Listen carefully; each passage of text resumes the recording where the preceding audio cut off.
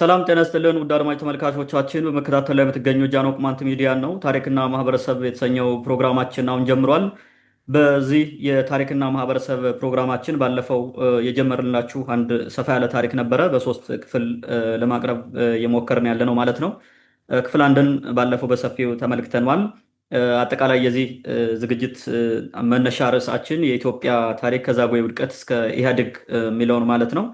እንግዲህ ባለፈው ሳምንት የመጀመሪያው ክፍል ላይ የኢትዮጵያ ታሪክ ከዛጉዌ ውድቀት እስከ ዘመነ መሳፍንት ያለውን አንስተን በዛ ውስጥ ቀጥሎ የመጣውን የሰለሞን ስርወ መንግስት እንዴት ተጀመረ፣ በሰለሞን ስርወ መንግስት ስር የነበሩ ግዛቶችን፣ ህዝቦችን፣ ሃይማኖቶችን፣ ቋንቋዎችን እንዲሁም አጠቃላይ በወቅቱ የነበሩ ህዝባዊም ፖለቲካዊም ማህበራዊና ኢኮኖሚያዊ እና ተያያዥ ጉዳይ የነበሩ ግንኙነቶችን በስፋት አንስተናል።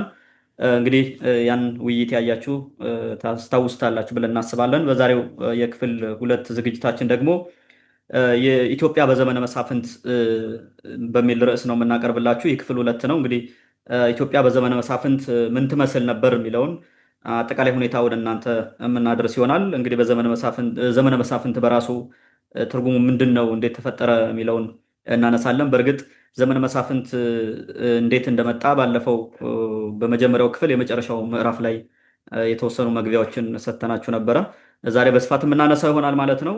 በመቀጠል በዘመነ መሳፍንት ወቅት አጠቃላይ የነበሩ ፖለቲካዊም፣ ማህበራዊም፣ ኢኮኖሚያዊም እና ተያያዥ ጉዳዮች ምን ይመስሉ ነበር የሚለውን እናነሳለን። ዘመነ መሳፍንት እንዴት ተወገደ፣ ሜይ ቢ በእነማን እንደተወገደም በውይይታችን የምናነሳ ይሆናል።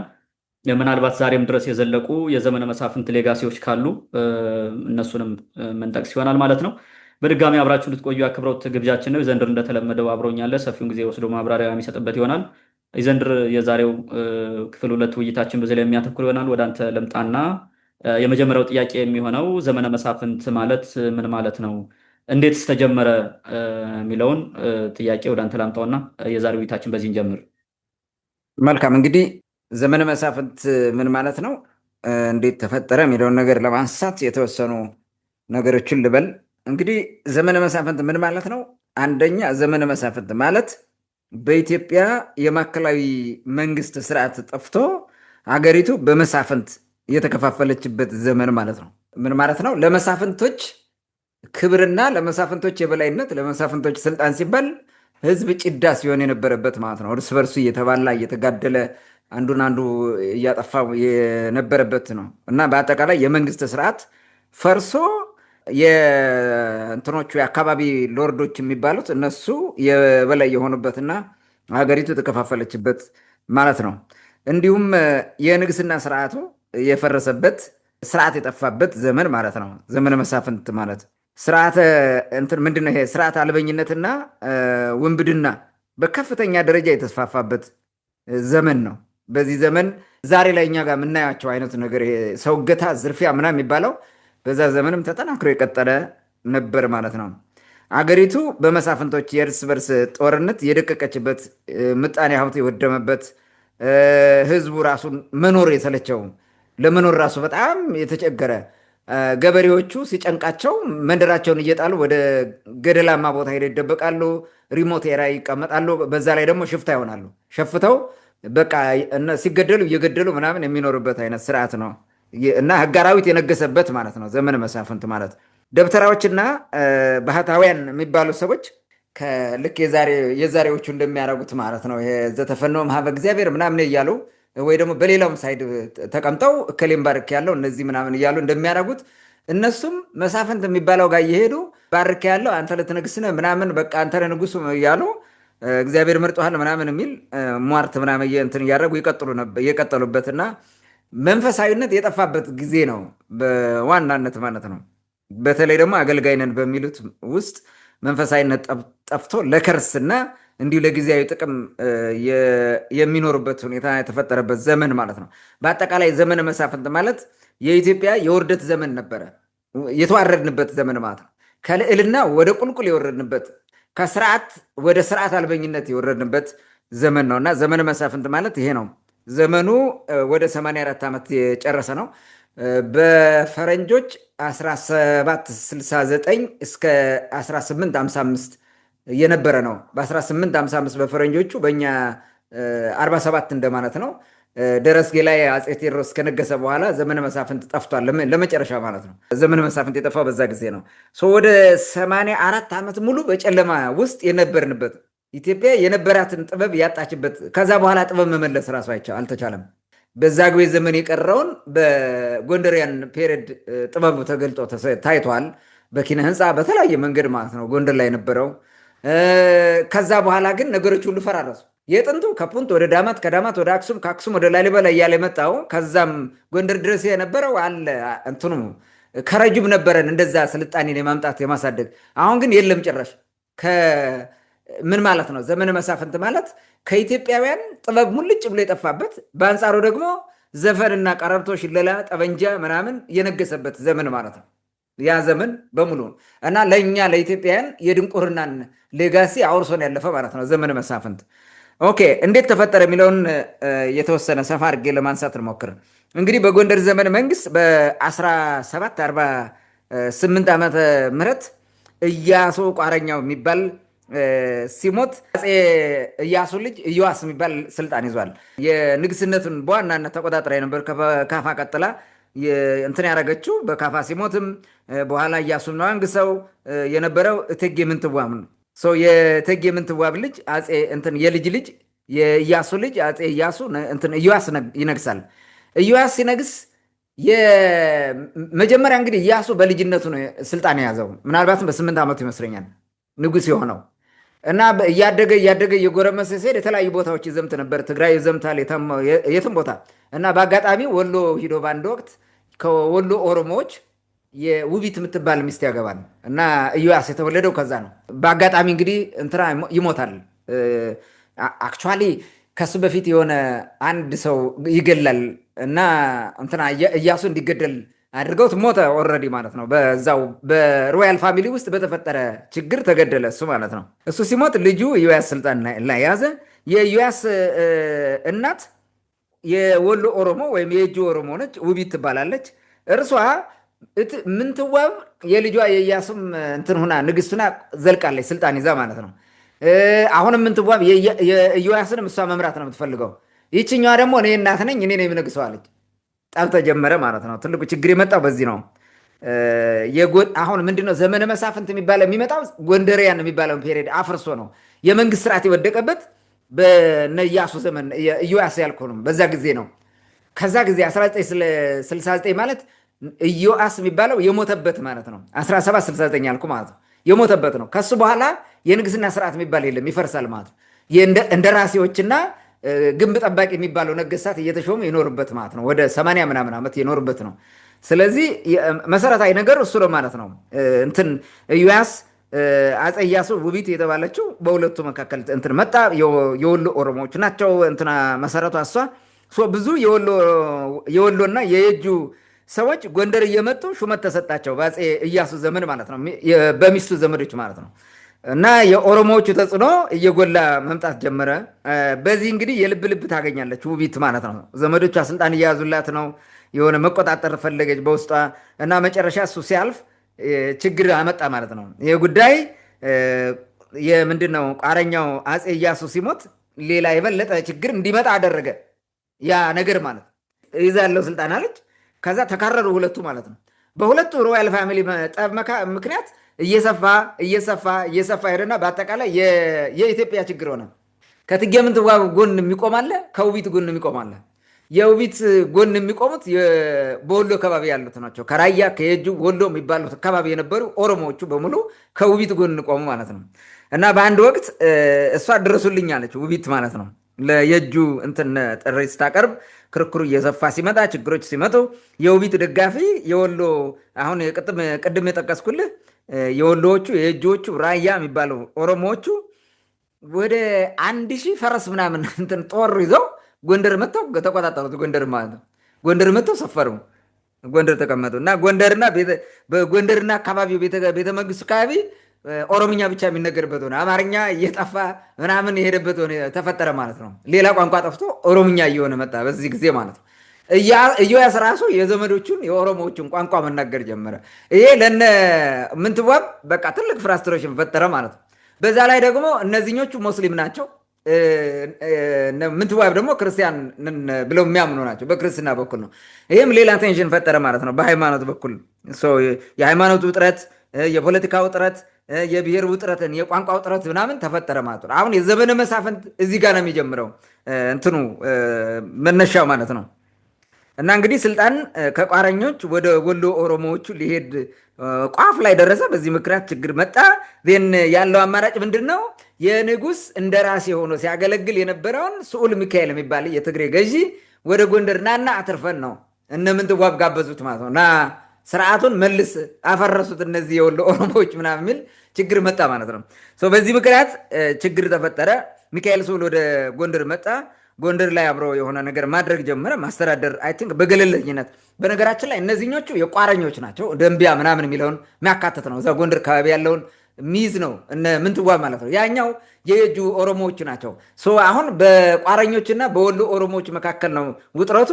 ሚካኤል ስዑል ሲመጣ የትግሬ ገዢ ነው እንትን ነው ገለልተኛ ሆኖ እንትን ማድረግ ሞከረ፣ ነገሩን ለማስኬድ ሞከረ ማለት ነው። እና በዚህ መካከል ኢዮአስ አልወደደውም እሱን እንትናን ስዑል ሚካኤል የሚባለውን እንደራሴ ራስ ነው በነገራችን ላይ እሱን አልወደደውም እና ኮንስፓየር ማድረግ ጀመረ ኢዮአስ ማለት ነው። እና በጣም የሚገርም ኮንስፓይረሲ ሰራ። በአንድ ወቅት ልዑል ሚካኤልን ለማስገደል ሴራ ሰራ እና ዘሚካኤል የሚባል ሸፈተ በኢዮአስ ላይ። ዘሚካኤልን ንጉስ ሚካኤል እንትና ማን ነው ራስ ሚካኤል ብቻ ሄዶ ይውጋው፣ ራስ ስዑል ሚካኤል ብቻ ሄዶ ይውጋው ብሎ ትእዛዝ ሰጠ። ሚካኤል ስዑል በዛ ጊዜ ጎበዝ ነው፣ ምንም ችግር የለውም ብሎ ሊዋጋ ሲሄድ ሌላ የመንግስት ሰራዊት የኢዮአስ አደራጅቶ በጎን እንትናን እንዲወጋ አደረገ። ከነዛኛው ጋር ከሸፈተው ጋር ተሰልፈው ስዑል ሚካኤል እንዲገልለት ማለት ነው። የላከው ንጉሱን ደግፎ ነው፣ ግን ስዑል ሚካኤልን ግደል ብሎ ላከ። በአጋጣሚ ስዑል ሚካኤል ያሸንፋል፣ ውጊያውን አሸነፈ ማለት ነው። ሁለቱንም አሸነፈ፣ ግን አውቆ ዝም አለ። ይህን አውቆ ተረድቶ ምንም አላለም፣ ገብቶታል የተደረገው ሴራ ማለት ነው። እና ብዙም እንትን አላለም። በሌላ ቀን ወደ አማራ ግዛት ሂደው አንድ አስራት የሚባል ራስ አስራት የሚባል አምጾ ነበረ እና ወደዛ ዘመቻ ተደረገ። ማን ነው? ኢዮአስ ጦር መርቶ ሄደ። ስዑል ሚካኤልም አብሮ ሄዷል፣ ወደ አማራ የሚባለው ወሎ ማለት ነው። ከዛ ሄደው ሊዋጉ ሲሉ በቄስ በመነኩሴ ምናምን ብሎ እርቅ ይፈጸማል። እርቁ ምንድነው? ኢዮአስ እንትናን ራስ አስራትን ላይነካው እና ማን ነው የሚሆነው? ስዑል ሚካኤል። በስዑል ሚካኤል ፊት ማልልን አሉት። ማልልንና እንዳትነካው ብሎ ማለሱ ምንም ነገር አልነካም ብሎ በፊቱ ማለ። ከማለ በኋላ በሶስተኛው ቀን ጠርቶ ራስ አስራትን አስገድሎ አንገቱን ቆርጦ በአባይ ወንዝ ላይ ጣለው። ኢዮአስ ነው ይሄን የሚያደርገው። እንደዚህ ሲደረግ ከዛ ተመለሱ፣ ወደ ጎንደር መጡ። ሁለቱም ሲመጡ እንትን አለ በጣም እንዲያውም 3 ቀን እና ብዙ ቀን እያለቀሰ ራስ ስዑል ሚካኤል በክደቱ እያለቀሰ በተፈጸመው ነገር ምግብ አልበላም ብሎ ነበር ይባላል። እና ጎንደር ሲመጡ ለብቻ የሆነ ካምፕ እንዲቀመጥ ተደረገ። የስዑል ሚካኤል የእንደራሴው ጦር ማለት ነው። ኢዮአስ ደግሞ ያው ቤተመንግስቱ ገባ። በዚህ መካከል በሁለቱ መካከል ጦርነት ግጭት ተፈጠረ። በሆነ ነገር ብለው ግጭት እንትን አደረጉ፣ አምሯቸው ነበረ። ከዛ መጨረሻ ላይ ቀውጢ ጦርነት ሆነ። ስዑል ሚካኤል ቤተመንግስቱን ሰብሮ ገብቶ ኢዮአስን እንትን አደረገው፣ ማረከው። በዛ ጊዜ እንግዲህ ምንድነው እሱ ንጉስ እንደራሲ ነው። መኳንንት መሳፍንት የሚባለውን ሰብስቦ ምን እናድርገው፣ ይህን ከሃዲ ምን እናድርገው? መሐላ ፈጽሞ ከመሐላ በኋላ ራስ ሚካኤል እንትናን አስራትን ገሏል። እዚህም መጥቶ ይኸው በእኔ ላይም ክደት ፈጽሟል። በፊትም እንደዚህ ያደርገኛል፣ ከዘሚካኤል ጋር ስንዋጋ እንዲህ ያደርገኛል። ስለዚህ ምን ይገባዋል ተባለ። በጥይት ተደብድቦ ይገደላሉ። እና እነሱ በጥይት ከሚገለው ብለው አንገቱን በሻሽ አንቀው ገደሉት ማለት ነው ኢዮአስ። አሁን ዘመነ መሳፍንት እንትኑን ስር ሰደደ ማለት ነው፣ ኦልሬዲ ማለት ነው። የተቀባ ንጉስ ሚሆና የሚባል ስርዓቱን የያዘ እንዳይቀጥል ሆነ ማለት ነው። ትልቁ እንትን የተፈጠረው በዚህ ጋር ነው ማለት ነው። ጎንደር ላይ የነገሱ የነበሩ የንጉሱና እንትኖቹ በዚህ መንገድ አለቀ ማለት ነው። ስዑል ሚካኤል ይሄንን አድርጎ በጎጃም አንድ ሰው እንትን ይላል፣ ይሸፍታል። ጎንደር ጎጃም ውስጥ የነበረ አንድ ፋሲል የሚባል ሰው ይሸፍትና እሱን ለመምጣት ይሄዳሉ። በዚህ መካከል ሂደው የሆነ ነገር ሆነ እንግዲህ መጀመሪያ ማለት ነው። ትልቁ ችግር የተፈጠረው በዛ መንገድ ነው። እና መጀመሪያ እንትና ከተገደለ በኋላ ኢዮአስ ከተገደለ በኋላ አንድ ተክለ ሃይማኖት የሚባል ንጉስ አነገሰ ማለት ነው። ማን? እንትና ስዑል ሚካኤል። አሁን እንትን ይሄ እንደራሴነት መሾም ተጀመረ። አሻንጉሊት ማለት እሱን ይሾምና እሱን ይጠብቃል። አብረው ነው የዘመቱት። ጎጃም እንትና ከንጉሥ ተክለ ሃይማኖት የተባለው ማለት ነው። አብረው ዘምተው እዛ በኋላ የሆነ አብረው ተሰልፎ የነበሩት የአማራ ነው ወይ ምናምን ግዛት የነበሩ ሁለት እንትኖቹ ከዱ ከሱ ማለት ነው።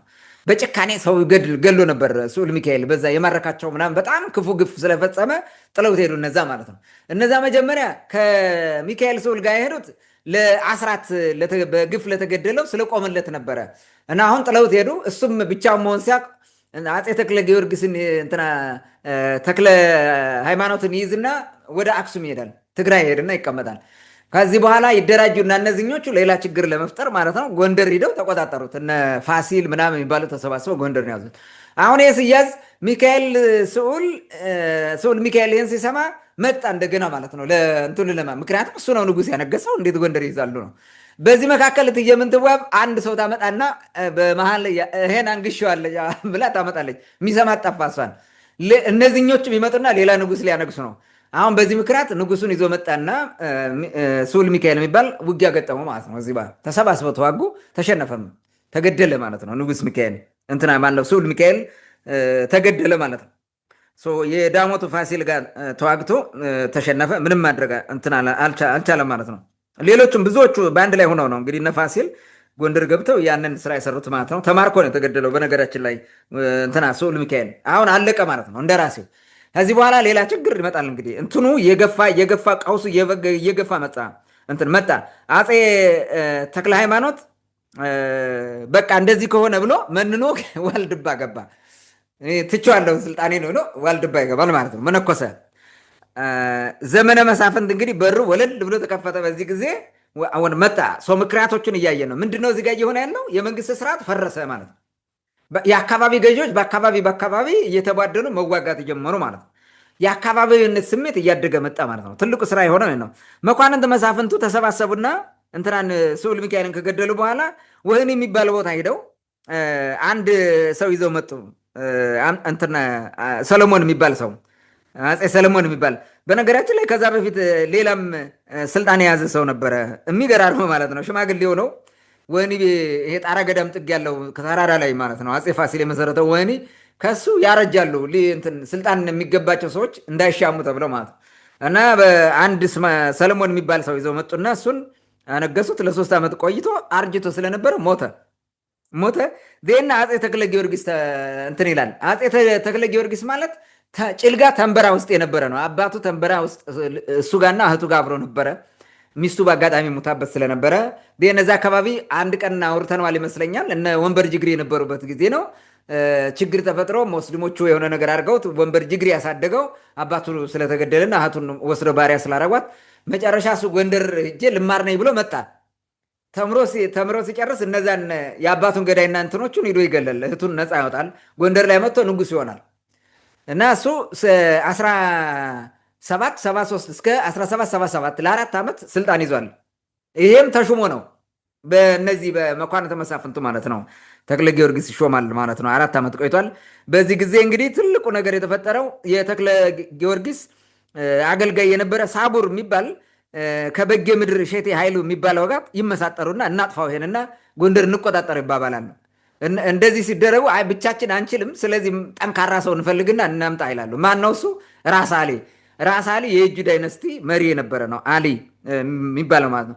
በዚህ አሊን ለማምጣት ባለፈው የተናገርነው ማለት ነው። አሊና በሞቴ የአማራውን ማተብ ሰለቸው አንገት የሚሉት እነዚህ ናቸው። እንዲህ ይልሃል ጎንደሬው ናና ተቆጣጠረው ያሉት እነዚህ ናቸው። ተሻርከው ማለት ነው። ዜን በየግዛቱ መሳፍንት ተሰባሰበ፣ የትኛውም ቦታ ማለት ነው። በፍጹም አሊ መጥቶ ጎንደርን አይቆጣጠራትም እኛ እንከለከላለን ብሎ ያልመጣ የለም። ከትግሬ ኢቭን ከሸዋ ከእንትና ማን ነው ይሄ አለፋ ከጎጃም ያልተሰባሰበ የለም። በቃ ያለ የሌለ መሳፍንት ጦሩን ይዞ በለሳ ላይ መደብ የሚባል ቦታ ውጊያ ያደረጉ እንትን አድርገው ማለት እና ተዋጋ አሊ ራስ አሊ መጥቶ በጀግንነት ተዋጋቸው፣ አሸነፋቸው። ሁሉንም ይሄ ሁሉ ኮተት አሸንፎ ጎንደርን ተቆጣጠረው ማለት ነው። ዘመነ መሳፍንት በደንብ ዙፋኑን ዘርግቶ የተቀመጠበት ዘመን ይሄ ነው። ራስ አሊ ጎንደርን የተቆጣጠረው ጊዜ ማለት ነው። ሙሉ በሙሉ ተቆጣጠረው ማለት ነው። መንግስት መሾም መሻር የራስ አሊ ስልጣን ሆነ ማለት ነው። ይሄ የጀመረው መቼ ነው? በ1777 ዓመተ ምህረት ማለት ነው። እንደራሴ የሚባል ነገር ፈጥረው የሄዱበት ከ1777 እስከ 1845 እስከ መጨረሻ ይቆያል ማለት ነው። 14 ግንብ ጠባቂ ነገስታት ተሹመዋል። ከራስ አሊ ጀምሮ እስከ ራስ አሊ ዘሊትል የሚባለው መጨረሻው ማለት ነው። አይሻን ላይ የተሸነፈው ማለት እስከዚህ 14 ነገስታት ግንብ ጠባቂ ነው የሚባለው አምጥተው ይሾማቸዋል። ለምን? እኛ ንጉስ ነን እንዳይሉ ህዝብ አይቀበላቸውም። ስርዓት የለም፣ ምንም የለም። የነገስታት ዘር ሚል የላቸውም። ኦሮሞዎች ናቸው። ሊቀበሏቸው እንደማይችሉ ስለሚያውቁ አሻንጉሊት ያስቀምጣሉ። ሁሉን ነገር የሚሰሩት እነሱ ናቸው። በቃ ንጉሱም ያገኘው ስልጣን የለ፣ ታክስ የለ፣ ምን የለ፣ ምንም ማድረግ አይችልም። እዛ ተቀምጦ ይሞታል። እንደገና ደግሞ አሁን ለምሳሌ የሾመው አሊጋዝ ሹሞት ከነበረ እነ ማርዬ ሲመጡ ይወረውሩታል። እሱን የራሳቸው ያመጣሉ። ሌላ ሳይመጣ ሌላ ነው የሚያመጣው። እንደዛ ነው ንጉሱ ብዛቱ ማለት ነው። በዛ ልክ እንደዛ ሆኖ ቀጥሏል ማለት ነው። በዚህ ዘመን አድራጊ ፈጣሪዎቹ የሚከተሉት መሳፍንት ነበሩ ማለት ነው። መሳፍንቶች የሚከተሉት በዋናነት ከ1777 እስከ 1842 የነበሩት እነዚህ ናቸው። ይሄ አሁን ምነው በኢትዮጵያ አቆጣጠር የነበረ ነው። ራስ አሊ ከ1777 እስከ 1782 ቆየ ማለት ነው። ኦልሞስት ወደ 5 ዓመት። ይሄ የእጁ ዳይናስቲ ነው። ቀጥሎ ማን ይመጣል? አሊጋዝ የሚባል ከ1782 እስከ 1786 ይመጣል። ይህም የእጁ ዳይናስቲ ነው፣ ሰክሰሰር ነው። ከዛ ቀጥሎ አይ ቲንክ አስራት የሚባል ሰውዬ እና ራስ ወልደ ገብርኤል የሚባሉ 1786 እስከ 1792 ለ6 ዓመት ቆይተዋል። እነዚህ የበጌ ምድር ናቸው። በጌ ምድር እና የእጁ ዳይናስቲ አንድ ሆኖ ነው እንትን ያሉት። በዚህ ጊዜ ብቻ ነው በጌ ምድር የሚባል የመጣው። ከዛ በኋላ በጌ ምድር የለም። ሁሉም የእጁ ዳይናስቲ ነው የሚመጣው፣ የወሎዎቹ ማለት ነው። ኦኬ ጉግሳ የሚባል የወሎ ኦሮሞ ከ1792 እስከ 1818 እንትን ቆይቷል። ይህም ንጉስ ምናምን ሲሾም ቆይቷል ማለት ነው። ከዛ ይማም የሚባል የጉግሳ ልጅ ይመጣና ከ1818 እስከ 1820 ይቆያል። 2 ዓመት ይቆያል። አሁን እሱ ሲያልፍ ማርዬ የሚባል የእሱ ልጅ ይመጣና እስከ 1823 ስልጣን ይዞ ይቆያል ማለት ነው። 3 ዓመት ገደማ። መጨረሻ ዱሪ የሚባል ይህም የእጁ ዳይናስቲ ውስጥ የመጣ ነው። 3 ወር ገዝቶ ሞተ። 3 ወር ገዝቶ ማለት ነው። ከዛ በኋላ ማን ይመጣል? እንትና ይመጣል። አሊ ትንሹ የማርዬ ልጅ ነው። የኢማም ልጅ ማርዬ ነው። የማርዬ ልጅ አሊ ትንሹ የሚባለው ይመጣና ራስ አሊ የሚባለው ይነግሳል ማለት። ይሄ 22 ዓመት ቆይቷል። 22 ዓመት በጎንደር ላይ ነግሶ የቆየ ማለት ነው። የተቆጣጠረው ማንን የሚቆጣጠረው? ወሎን፣ በጌ ምድርን፣ ወሎ ስል አማራ የሚባለው ማለት ነው። አማራ ኪንግደምን፣ በጌ ምድርን፣ ደንቢያን እና ሌሎቹን እዛ አካባቢ ያሉትን በሙሉ ተቆጣጥሮ ነው የዘልቀው ማለት ነው። የአማራነት መስፋፋት የሚባለው ባለፈው እያየነው ከአማራ ከፕሮፐሩ ወጥቶ ሌሎችንም ኮንትሮል ያደረገበት አንደኛው ያስፋፉት እነዚህ ናቸው። አማራነት አማራ የሚለው የግዛትና አማርኛ ራሱ የተስፋፋ የመጣው ማለት ነው። እነዚሁ ራሱ ትልቅ ሚና ተጫውተዋል በዛ ወቅት ማለት ነው። ስለዚህ እስከ 1845 ይቆያል ይሄ ሰውዬ ማለት ነው። አሁን እንግዲህ ዘመነ መሳፍንት ገብቶ ስራ እየሰራ እንዴት ተፈጠረ?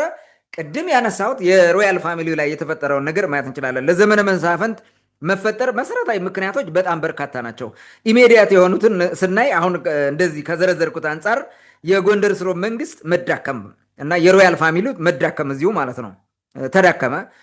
ግብር ማስገበር አይችልም። ወታደር የራሱ ድሮም የለውም። የሚያደርገው ምንድነው? በየአካባቢ ያሉ መሳፍንቶች አሉት በሱ ስር የሆኑ እነሱን ሰባስቦ ነው የሚያዘምተው እንጂ የራሱ ቋሚ ወታደር አልነበረውም። አፄ ቴዎድሮስ ነው ቋሚ ወታደር መስራት የጀመረው እንትኑ ማለት ነው። ከዚህ ችግር ወጥቶ ያን የሰራው አንደኛው ይሄ ነው መሰረታዊ ነገሩ። ሌላው የኦሮሞዎቹ እየበረታ መምጣት መቆጣጠር እና ከሮያል ፋሚሊ ጋር መግባት ማለት ነው።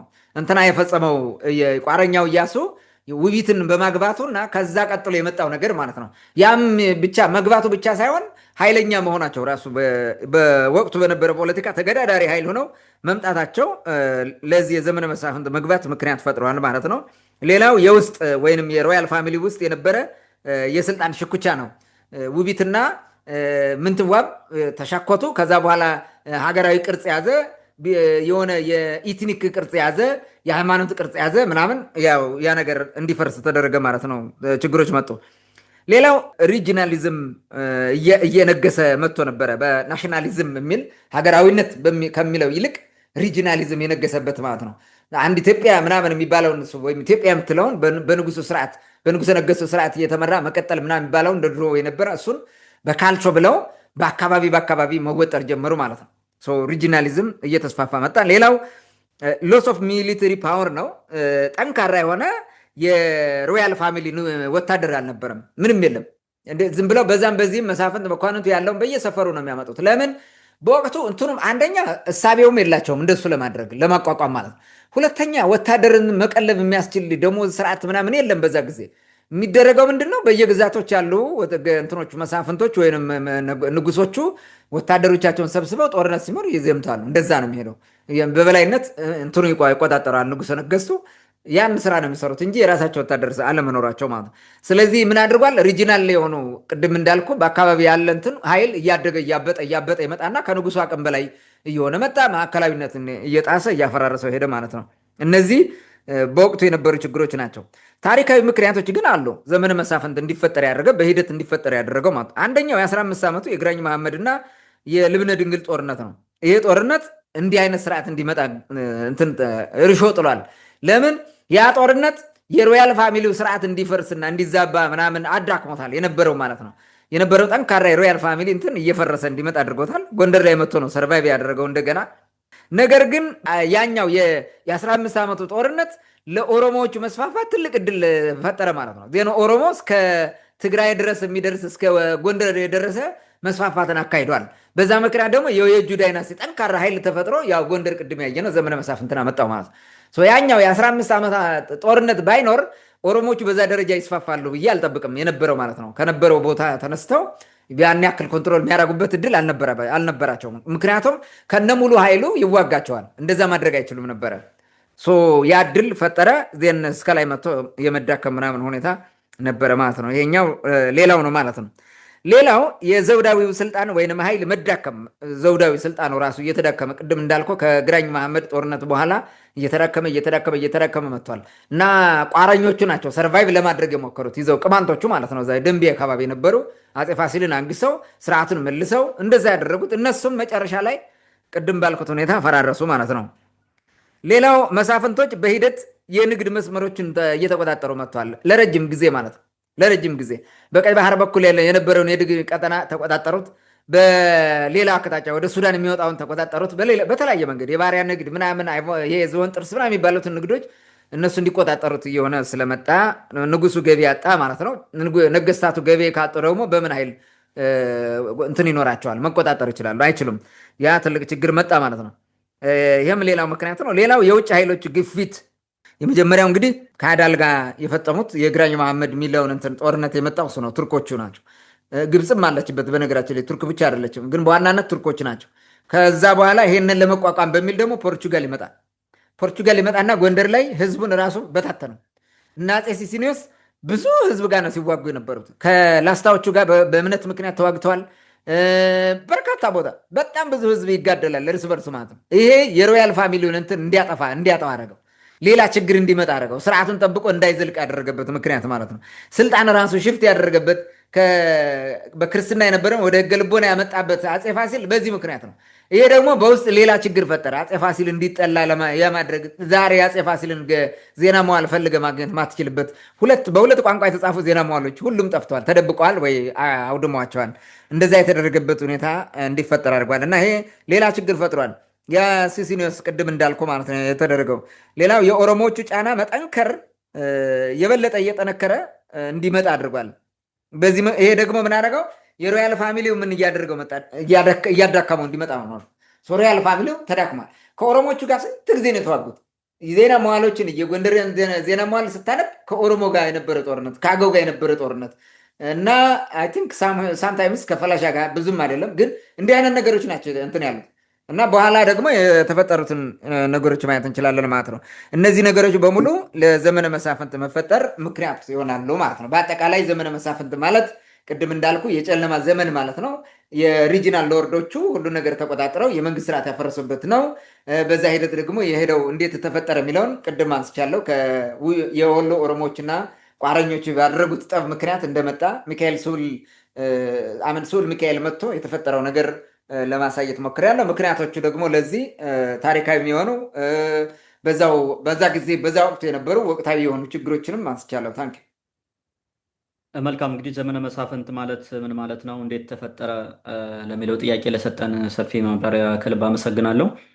ብዙ ጊዜ እንግዲህ በኢትዮጵያ ታሪክ ውስጥ ሁሉም ሰው የሚያውቀውም በታሪክ መጽሐፍት በትምህርቱ ዘርፍ ራሱ የዘመነ መሳፍንት ርዕሰ ጉዳይ በስፋት ይነሳል።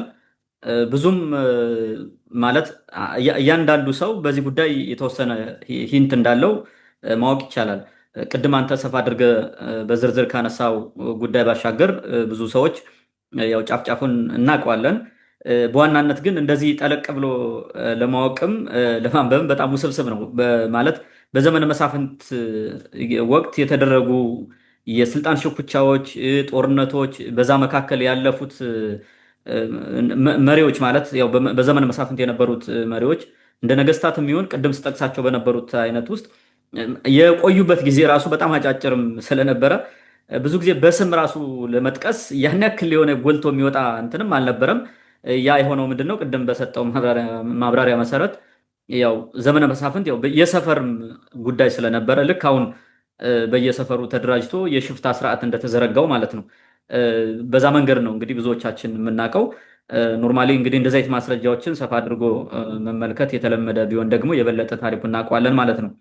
እንግዲህ ዘመነ መሳፍንት ማለት ምን ማለት እንደሆነና እንዴት እንደተፈጠረ ካነሳን በዘመነ መሳፍንት ወቅት ወይም ደግሞ በዚህ ስርዓት አጠቃላይ የነበሩ ፖለቲካዊ፣ ማህበራዊ፣ ኢኮኖሚያዊ እና ተያያዥ ሀገራዊ ጉዳዮች ምን ይመስሉ ነበር የሚለውን ጥያቄ ብናነሳ ምናልባት እንደ አጠቃላይ በዚህ ዘመነ መሳፍንት ወቅት የነበሩ ሁኔታዎች ምን ይመስሉ ነበር? ወደ አንተ ልምጣ። መልካም እንግዲህ በዘመነ መሳፍንት ወቅት የነበረ ሁኔታ አንደኛው የፖለቲካዊ ሁኔታውን እንመልከት። ፖለቲካዊ ሁኔታ በጣም የተዳከመ ሞናርክ እንዲፈጠር ተደርጓል። የዘውዳዊ ስርዓቱ የነበረው እሱ ነው ገበርን የሚያደርገው ሀገሩ የሚያስተዳድረው የነበረው ስነገስቱ ስርዓት ማለት ነው። እሱ እንዲዳከም ተደርጓል። በጣም እንዲዳከም ሆነ እና እንትኖቹ ዝም ብለው ሲምቦሊክ የሆነ ነገር ብቻ ፓፔት የሆነ ግንብ ጠባቂ የምንለው አይነት ነገር እንዲሆን ተደረገ ማለት ነው። ፖለቲካሊ ስትመለከተው ንጉሰ ነገስቱ ሁሉንም ከማስተዳደርና ሀገሪቱን በዋናነት ኮንትሮል አድርጎ ከማስተዳደር ወደ ግንብ ጠባቂነት ወረደ ማለት ነው። ለ84 ዓመታት ያክል ግንብ ጠባቂ የሆነ ማለት ነው። ከተራ ግለሰብ ያልተሻለ ስሙ ብቻ አፄ የሚባል ማለት ምንም ነገር የሌለውም ሆኖ እንዲቀጥል ተደርጓል ማለት ነው። ከኢዮያስ በኋላ የቀጠለው እሱ ነው። ይሄ ነው አንደኛው ከዚህ ከማየት የምንችለው። ሌላው የአካባቢ መሳፍንቶች ተበራከቱ። የመጨረሻ የአካባቢ መሳፍንቶች የእጁ፣ ጎጃም፣ ሸዋ፣ ትግሬ ወዘተ የሚባለው ማለት ነው። እነዚህ እንትን አደረጉ፣ የበለጠ እያደጉ መጡ።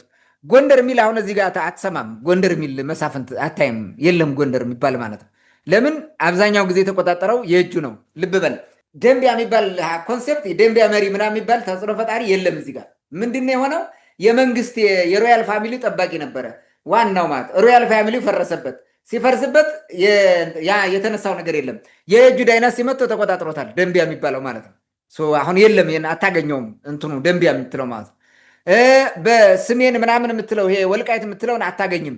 ለምን? የትግሬው ዳይናስቲ የትግሬው የነበረው በዛ በኩል ያለው የትግሬው መሳፍንት መጥቶ ተቆጣጥሮታል። ስሜንና ትግሬ ተብሎ ማለት ነው። ስሜን የሚባለው እስከ ወገራ ድረስ ይቆጣጠሩታል። ወልቃይትንም ጨምረውታል። ይሄ ነው የእንትን ያደረገው የትግሬው መስፋፋት ራሱ ማለት ነው።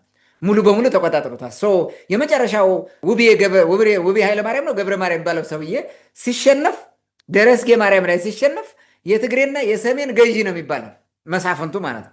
አንድ አድርጎ ሁለቱን ሲመራ ስለነበረ ማለት ነው። ትግራይ የሚባለው የሰፋው በዛ ነው። አማራ የሚባለው የሰፋው በዛ ነው። ቅድም እንደነገርኩህ የእጁ ዳይናስቲ የጎንደር ድረስ የተቆጣጠሩት ማለት ነው።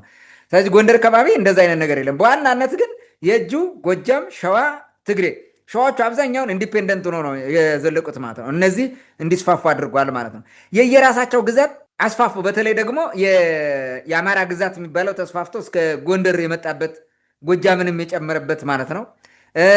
የትግሬ ግዛት የሚባለው ደግሞ ሰፍቶ በአብዛኛውን ጎንደርን፣ ወሎን የተወሰነ ፓርቱን ራሱ እስከ ላስታ ምናምን ድረስ የተቆጣጠረው ማለት ነው። እንዲህ አይነት ነገር ሆኗል።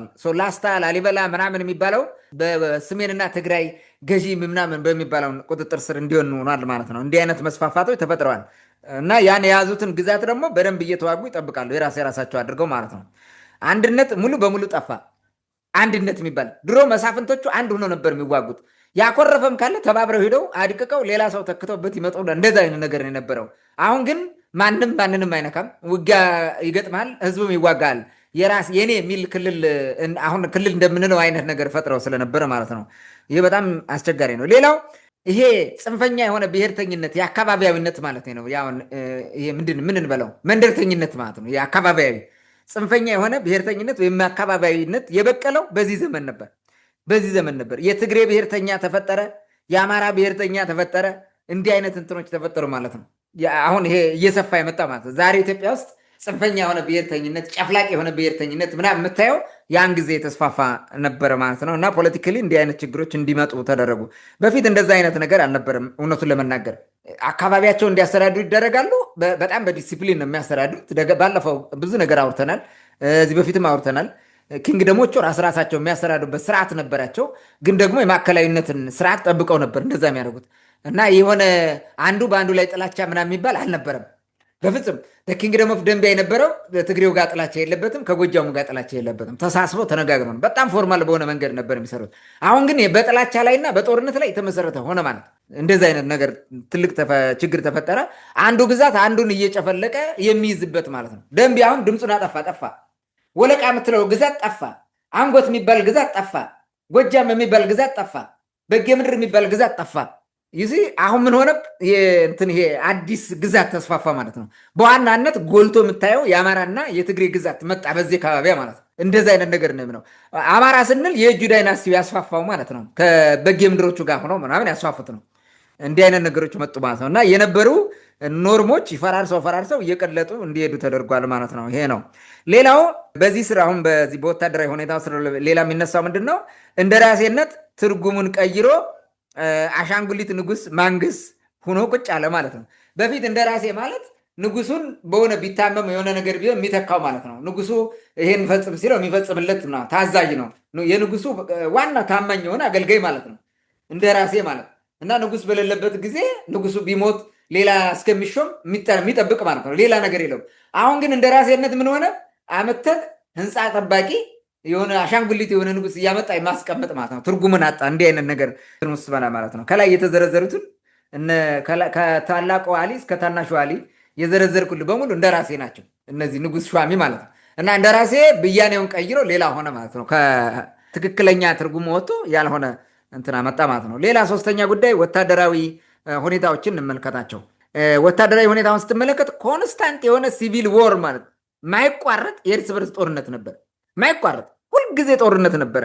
የማያቋርጥ ግጭት ሁልጊዜ ይዋጋል። አንዱ መሳፍንት ከሌላው ጋር ይዋጋል። ስርዓት ስለፈረሰ በእያንዳንዱ ግዛት ውስጥ ሲመራው ሰው ሽፍታ ይበዛል።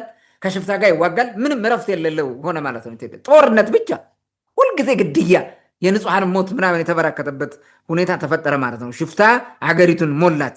ሌላ ያልተቋረጠ የንብረት ውድመት፣ ዝርፊያ፣ ወታደሩም ይዘርፋል፣ ያወድማል። የአሸነፈውን አካባቢ ሄደው ቤቱን እንዳለ ያቃጥላል፣ አዝመራውን ያቃጥላል፣ እህሉን ያቃጥላል፣ ንብረቱን ያወድማል፣ ከብቶችን ይዘርፋል፣ ይወስዳል፣ ያርዳል፣ ይበላል። እንዲህ አይነት ነገር ሰፈነ ማለት ነው። በአጠቃላይ ትልቅ የንብረት ውድሚያ ምን ማለት ነው? እዚህ ጋር እንትኑ ቀውስ ውስጥ ገባ ማለት ነው። የፖለቲካ ቀውስ ተፈጠረ ማለት ነው። ቀውስ። ሌላው ተገለባባጭ አቋም መጣ ማለት ነው። በጣም ክህደት የበዛበት ሁኔታ ተፈጠረ በኢትዮጵያ ምድር። ምንድን ነው? ምን ማለት ነው? ዛሬ አንዱ ጋር ተባብረው ይወጉትና ነገ ተገልብጦ ያንናን ይወጋል እርስ በርሱ ማለት ነው። የሆነ ጉዳይ በጋራ ተዋግተ በነገታው ይሄኛው እርስ በርሱ ደግሞ ይዋጋል። በምንም መንገድ እምነት፣ መተማመን ምናምን የሚባል እንዳይኖር አድርጓል ማለት ነው። ታማኝነት ጠፍቷል በኢትዮጵያ ምድር ማለት ነው። ለዛ ነው አንድ ትልቅ የሆነ ኃይል ማቋቋም ያቃታቸው ማለት ነው። ለዛ ነው አፄ ቴዎድሮስ ከሌላው ኃይል ጋር ያልተባበረው። አንድ ቡድን ብቻ የራሱን ኃይል አጠናክሮ በወታደራዊ ስልት በልጧቸው ብቻ አሸነፈ እንጂ የጎጃሙ እንትን ኮኦፐሬት አላረገም፣ የትግሬውም አላረገም። ጠላት ሆነው ነው እንዲያውም የመጡት ማለት ነው። የተጻጻፉትን ደብዳቤ ራሱ ብታየው ለደጃችሁ አንዱ በደንቢ አካባቢ ጎሹ ምናምን ሲሸነፉ ወይም አይ ቲንክ እነሱ ሳይሆን ከዛ ቀደም ብሎ የነበሩ የሚዋጉ ሽፍተው በአካባቢ የነበረውን ሲደመስስ፣ ኧረ ይሄ ነገር አደጋ ነው፣ እንዲህ አድርጎ አሸንፎ መጥቷል፣ ለእኛም ችግር ነው፣ ሰው ተጨንቋል ጎንደር ውስጥ ምናምን ብሎ ጻፈ። ስለ መይሳው ካሳ ማለት ነው ሲጽፍ ሰውየው። የዚህ በፊት አብተነው እናውቃለን። እና እንደዚህ አይነት ነገሮች እንዲመጡ ተደረገ። ሰው አፄ ቴዎድሮስ ብቻው እንዲታገል ያደረገው ታማኝነት ስለሌለ ነው። ማንገባ አጎሹ ጋር ሄዶ ሞክሮ ያውቃል እኮ ግን ሊያጠፉት ሲፈለጉ በፍጹም ማለት ነው። እሱ ስርዓት መመለስ ነው የሚታገለው። ግን እንደዛ እንደማይሆን ሲያቅ የራሱን ጠንካራ ወታደራዊ ኃይል አዘጋጅቶ በራሱ ኃይል ብቻ ነው የተዋጋው። በኋላ አመጣዋለሁ ይህን ነገር ማለት ነው። ኦኬ። ላርጅ ስኬል የሆነ ሎንግ ተርም የሆነ ሚሊተሪ ፕሮጀክት እንዳይኖር አደረጉ ማለት ነው። ኢምፖሲብል ሆነ እና ዘመነ መሳፍንት ማብቂያ የሌለው አስቸጋሪ የሆነ ሁኔታ ተፈጠረ። ለምሳሌ አሁን ዛሬ ላይ ያለው የዘመነ መሳፍንት ሁለተኛው ዘመነ መሳፍንት ፋኖ የሚባለው ኃይል እርስ በርሱ አሁን ያለውን አይታላል። ልክ እንደዚህ ነው። በቃ ና ብትል አይመጣለን። የሆነ ነገር ሲፈልግ ደግሞ ህዝብ ይዞ ይጨፈጭፋል። ልክ ቅማንቶች እንዳደረገው ሰሞኑን ትላንትና ማለት ነው። እንዲህ አይነት ስራ ነው የሚሰራው የነበረው ዘመነ መሳፍንት ማለት። አይተማመንም እርስ በርሱ በራሱ ማለት። የጎጃሙ ከጎንደሩ የምናምኑ ከምኑ አይተማመንም። አብረ መቆንትን አይችልም። ይክዳል። ኦኬ አብረነን ብሎ ግማሹ መንግስት ጋር ሄዶ ሲገባ ታገኘዋለህ። ዘመነ መሳፍንት ማለት ይሄ ነው የነበረው ስርዓት በአጠቃላይ። አንድ የወጥ ትልቅ የሆነ ላርጅ ስኬል የሆነ ሎንግ ተርም የሚሊተሪ ፕሮጀክት አቋቁመ ሀገሪቱን የመመለስ ስርዓት የመመለስ ስራ እንዳሰራ ትልቅ ተግዳሮት ሆኖ ነበረ ማለት ነው። ይሄ ነው ከወታደራዊ እንትን አንጻር ስንመለከተው የመከፋፈል በጣም ፍራግመንትድ የሆነ ኃይል ነበረ የነበረው። ሶስተኛው ሁኔታ ደግሞ ምንድነው? የምጣኔ ሀብት ሁኔታዎች ናቸው። እነዚህ ቁርቆዛ፣ ረሃብ፣ ውድመት ኢትዮጵያ ውስጥ የተከሰተው በዘመነ መሳፍንት ቁርቆዛ ህይወት እየቆረቆዘ ልክ አሁን በዚህ ዘመን ራሱ እንደቆረቆዝ ነው ማለት ነው። የሰሜኑ ኢትዮጵያ ክፍል አሁን የቆረቆዘ ነው። ምን ሌላው ቦታ ኦሮሚያም ክፍል እኮ የቆረቆዘ ነው። ገበሬው ምናምን ህይወቱ የጠፋ ነው። ኢኮኖሚ የደቀቀ ነው። የኑሮ እንትን በጣም ከባድ ነው። ኑሮ ራሱ በራሱ ማለት ነው። እና ረሃብ ያው ንብረት ይወድማል ምናምን፣ ረሃብ በሽ ነው። አጠቃላይ ውድመቶች ነበሩ ማለት ነው። በአጠቃላይ ይሄ በኢኮኖሚው እንዲህ አይነት ነገር ነበረ። ንግድ ተዳከመ። ጸጥታ በመጥፋቱ ሽፍታ በመበረከቱ አገሪቱ ከቀይ ባህርና ከሌሎች የዓለም አቀፍ የንግድ ማዕከላት ወይም መገናኛ ቦታዎችን ከነዚህ ቀረ። በሱዳን የምትወጣው በኤርትራ በኩል አድርገህ ወደ ቀይ ባህር የምትሄደው የትም ቦታ የምትሄደው በሙሉ እሱ ተቋረጠ። ማን ይነግዳል? እንዴት አድርጎ ይነግድ? በየመንገዱ ይገደላል። በየመንገዱ ግብር አለ። እንዴት ታደርጋለህ? ዛሬም እኮ እንደዛ ነው። ከጎንደር መተማ መሄድ አትችልም ራሱ። ልክ እንደዚህ አይነት ሁኔታዎች ተፈጠሩ። ጥሩ ማሳያ ነው አሁን ላለው ራሱ ማለት ነው። ሌላው የገጠር ህይወት ተዳከመ። ገበሬው በተለይ ዳሳት እንደሞከርኩት ማለት ነው። ስለዚህ ይሄ ነገር ተፈጠረ ማለት ነው። እንደዚህ አይነት ነገር። ሌላው የግብር ስርዓት ወይንም የትሪቢዩተሪ ሲስተም የምንለው ማለት ነው ጠፋ። ንጉሱ ይሄን ማግኘት አይችልም። ነገስታቱ ህንፃ ጠባቂ ብቻ ሆነው ቀሩ። እነሱ የሚበሉት ነገር ብቻ ነው የሚፈልጉት እንጂ ሀገር የሚያስተዳድሩበት ኢኮኖሚ የላቸውም። ሰራዊትን አቋቁመው መቆጣጠር አልቻሉም። ተጽዕኖ መፍጠር አይችሉም። ለምን? ኢኮኖሚ ኃይል የላቸውም፣ አቅም የላቸውም። ታስታውስ ከሆነ የአክሱምን እንትን ስናወራ አክሱም የነበረውን ንግድ ሁኔታ ሲይዙበት አዱሊስን ተቆጣጠሩበት። ዜን የወርቅ ምናምን ሳንቲሞች የነበሩትን እነሱን አጣ። ማምረት አልቻለም። ምናምን ተዳከመ፣ ወደቀ። የኢኮኖሚ ስርዓቱ ጀርባው ተመታ ማለት ነው። በዚህ ለዛ ነው ህንፃ ጠባቂ ሆነው ወይንም ግንብ ጠባቂ ሆነው የቀሩት ማለት ነው። አቅምና ጉልበት በግብር በመሰብሰብና ገንዘብ በመኖር ነበረ። እሱን አጠውት ባዶ ሆኑ ማለት ነው። ምንም የለም። ስለዚህ አገሪቱ ተዳከመች፣ በኢኮኖሚ ወደቀች ማለት ነው። አራተኛ ማህበራዊና ሃይማኖታዊ ሁኔታዎች ናቸው። ምን ይመስል ነበረ በዘመነ መሳፍንት በለው? የፖለቲካ ኃይል ከሰሜን ወደ ደቡብ ምዕራብ አይነት ነገር ወደ ደቡብና ወደ ምዕራብ አይነት እየተዛወረ መጣ። ከሰሜን በአብዛኛው ትልቅ ተጽዕኖ የፈጥሩ የነበሩት ትግሬ፣ በጌ ምድር ምናምን የሚባሉት ነበሩ። ከዚህ ሽፍት አድርጎ በዋናነት ወደ የት መጣ? ወደ የእጁ ዳይናስቲ የሚባለው ማለት ነው። እና አዲሱ የአማራ ሎርድ የተባለው እነዚህ የበለጠ አቅም እያገኙ መጡ ማለት ነው። ኒው አማራ ሎርድ የእጁ ዳይናስቲ ምናምን ትለው ማለት ነው። ይሄ የበለጠ ትልቅ ጉልበት አገኘ፣ ሽፍት አረገ ማለት ነው። የፖለቲካ ኃይሉ የፖለቲካ እንትኑ ፓወሩ ወደዚህ ሽፍት እያደረገ መጥቷል። የተለየ ጉልበት አግኝቶ የእጁ ዳይናስቲ ነው 84 ዓመት ሙሉ ሿሚ ንጉሴ ግንብ ጠባቂውን ሲያመጣ ሲያስኬድ የኖረው ማለት ነው። ኦልሞስት ሀገሪቱን በአብዛኛውን ፓርቲ በሚባል ደረጃ ፓወርን የያዘው እሱ ነበረ። እነዛኞቹ ከዛ እየወጡ የሄድበት ሁኔታ አለ ማለት ነው። ሌላው የሃይማኖት በዚህ ስር የሃይማኖት ውጥረቶችን መስፋፋታቸውን ማየት እናያለን። እንግዲህ የቀደም ብሎ የዘለቀው ጸጋ፣ ካራ፣ ተዋህዶ የመሳሰሉ እና ቅባት ምናምን የሚባለው በዘመነ መሳፍንትም ተባብሶ ቀጥሎ ነበረ። ጳጳሱ ይሄ ምንድነው የሃይማኖት መሪ የሚባለው በዛ ደረጃ ተከፋፍሎ ማለት ነው። እሱ የጎጃሙ ከሆነ ቅባት ነው፣ ከእሱ ጋር ትሂዱ፣ ከጎንደሩ ጋር ወይም ከነየጁ ጋር እንደዚህ ምናምን እየተባባለ የሄዱበት ምክንያት ነው። ጎንደር ላይ በሃይማኖት ብዝበዛ ጭቆና እንዲስፋፋ ከዚህ የመጌ ምድሩ ካድሪ የሆነ የሃይማኖት መሪ ተስፋፋበት። በኋላ አፄ ቴዎድሮስ አከርካሪውን የሰበረው ይሄን በዚህ ዘመን የመጣ ነው። ተሰባስበው ማለት እኛ ተዋህዶንን እያለ እዛ የተሰባሰበው ማለት እና በሌሎቹ ኮንስፓየር ያደርጋል ሌላውን እንትን እንዲያደርግ ማለት ነው። የየጁ ዳይናስቲን እያበረታታ ቅኔ እየተቀኘለት ምናምን እና ቅድም እንደነገርኩ በዛ በግጥም እንዳመጣው ሁሉ ያንን እያደረገ እንዲቀጥል አድርጎታል ማለት ነው። የሃይማኖቱ ጉዳይ ማለት ሌላው አንድ እንዳይሆኑ ይሄ መሳፍንቱ ተሰባስበው አንድ ሆነው አንድ ትልቅ ሀገር እንዳይመሰረቱና እንዳይተማመኑ አድርጓል። በሃይማኖት ውጥረቱ በራሱ ማለት ነው ይከፋፍሏቸዋል። እና መነኮሳቱ ራሱ ብዙ ስራ ያሰረው ነበረ። መይሳው ካሳ ሲመጣ አከርካሪውን የሰበረው ቅድም እንዳልኩ ይሄ ነው። እና መነኮሳቱ የሚገርም ሁኔታ እንደሚያደርጉ ታውቃለህ? ይሄዱና አንተን ይሄ ባህታዊ ነኝ ምናምን እያለ ሄድና አንዱን እንትን እሱም የሚፈልገው ማለት ነው ምትነግሰው አንተ ነህ ጎንደር ላይ አሁን ሁሉ ወድቆ አንተ ልትነግስ ነህ እና እኔ እንትን እግዚአብሔር ራእይ አሳይቶኛል ይላል። ራእዩ እንደዚህ ነው የሚለው እና ትነግሳለህ ይለዋል። ከዛ በኋላ መጨረሻ ይዋጋል እስከ መጨረሻው ማለት ሁሉንም ነው እንዲያደርጉ የሚያፋጁት የነበረው እና ትልቅ ጫና እንዲፈጠር አድርገዋል። ሌላው የባላገሩ መከራና ስቃይ ወይም የገበሬው የአርሶ አደሩ የገጠሩ ሰው ማለት ነው መከራና ስቃይ ተስፋፍቶ እንዲቀጥል አድርጓል። ማህበራዊ ቀውስ እንዲመጣ ተደርጓል ማለት ነው። የዘመኑ ውድቀት ዳፋ የዘመነ መሳፍንት የምንለው የውድቀቱ ዳፋ የተሸከመው ገበሬው ነው። ምግብ በግድ ያበላል፣ ወታደር ይቀልባል፣ ወታደሩን ተቀብሎ ያሳድራል። መከራውን እኮ ነው የሚያየው። ይሄ ብቻ አይደለም። ወታደሩ ከአንድ ቦታ ወደ ሌላ ቦታ ሲዘምት ይዞት የሚዘምተውን የሚበላውንም ዋቴቨር ጠመንጃው ምኑን እየተሸከመ ያጓጉዛል። ፍዳውን ነው የሚያየው ገበሬው ማለት። ከብት ይዞት የሚመጣው ፈረሱ ምናምን ነው። በፈረሱ ነው የሚመጣው የመሳፍንት። ይህም ሁሉ ምግብ የሚሰጡት እነሱ ናቸው። አንዳንዴ እንዲያውም በእንትኑ በአዝመራው ላይ ይለቁበታል። ይብላው ብለው ማለት ነው። የገበሬ አዝመራ እንክት አድርጎ ይበላዋል። እንዲህ አይነት የከፋ ስርዓት ሲሰሩ ነው የነበሩት። ደም እያለቀሰ አርሶ አደሩ ዝም የሚልበት ሁኔታ እንዲፈጠር ተደርጓል ማለት ነው። ሌላው በዚህ ምክንያት አሁን አርሶ አደሩ ሩቅ ቦታ እየሄደ ማይደረስ ቦታ እየሄደ መደበቅና ሽፍታሻ ሆኖ መጓጋት ማለት ነው። ሲመጣ ቁልፍ ቦታ ይዞ የሚዋጋ ማለት ነው። ገበሬው ራሱ ምን ሆነ? ሽፍታ ሆነ። አሁን በሰሜን ኢትዮጵያ ውስጥ ጠመንጃ ተሸክሞ የምታገኘው ገበሬው በዚህ ምክንያት ዘመነ መሳፍንት ያመጣብን ኩተት ነው። ራሱ መከላከል ስለነበረበት ጠመንጃ እየገዛ እንደዛ እንዲዋጋ ያደረገው እንትን ካልቸር ያመጡት እነዚህ ናቸው። አምስተኛው ነጥብ አገሪቱ ዋናውን ማለት ይቅርታ፣ አገሪቱ ዝናዋንና ዓለም አቀፍ ተጽዕኖዋን አጣች በዘመነ መሳፍንት ምክንያት ማለት ነው። በጣም ብዙ ዝና ነበራት ኢትዮጵያ። በተለይ አውሮፓውያኑ ፕሪስተር ጆን በሚል ትልቅ ክብር ይሰጡት ነበረ። ፕሪስተር ጆን የሚባል ማለት ነው። እና ለኢትዮጵያ ታላቅ የክርስቲያን ሀገር ተብላ የምትታሰብ የነበረችው ሙሉ በሙሉ ወደቀ ማለት ነው። በዚህ ኃይለኛ ሀገር መባሏ ቀረ፣ ደካማ ምናምን።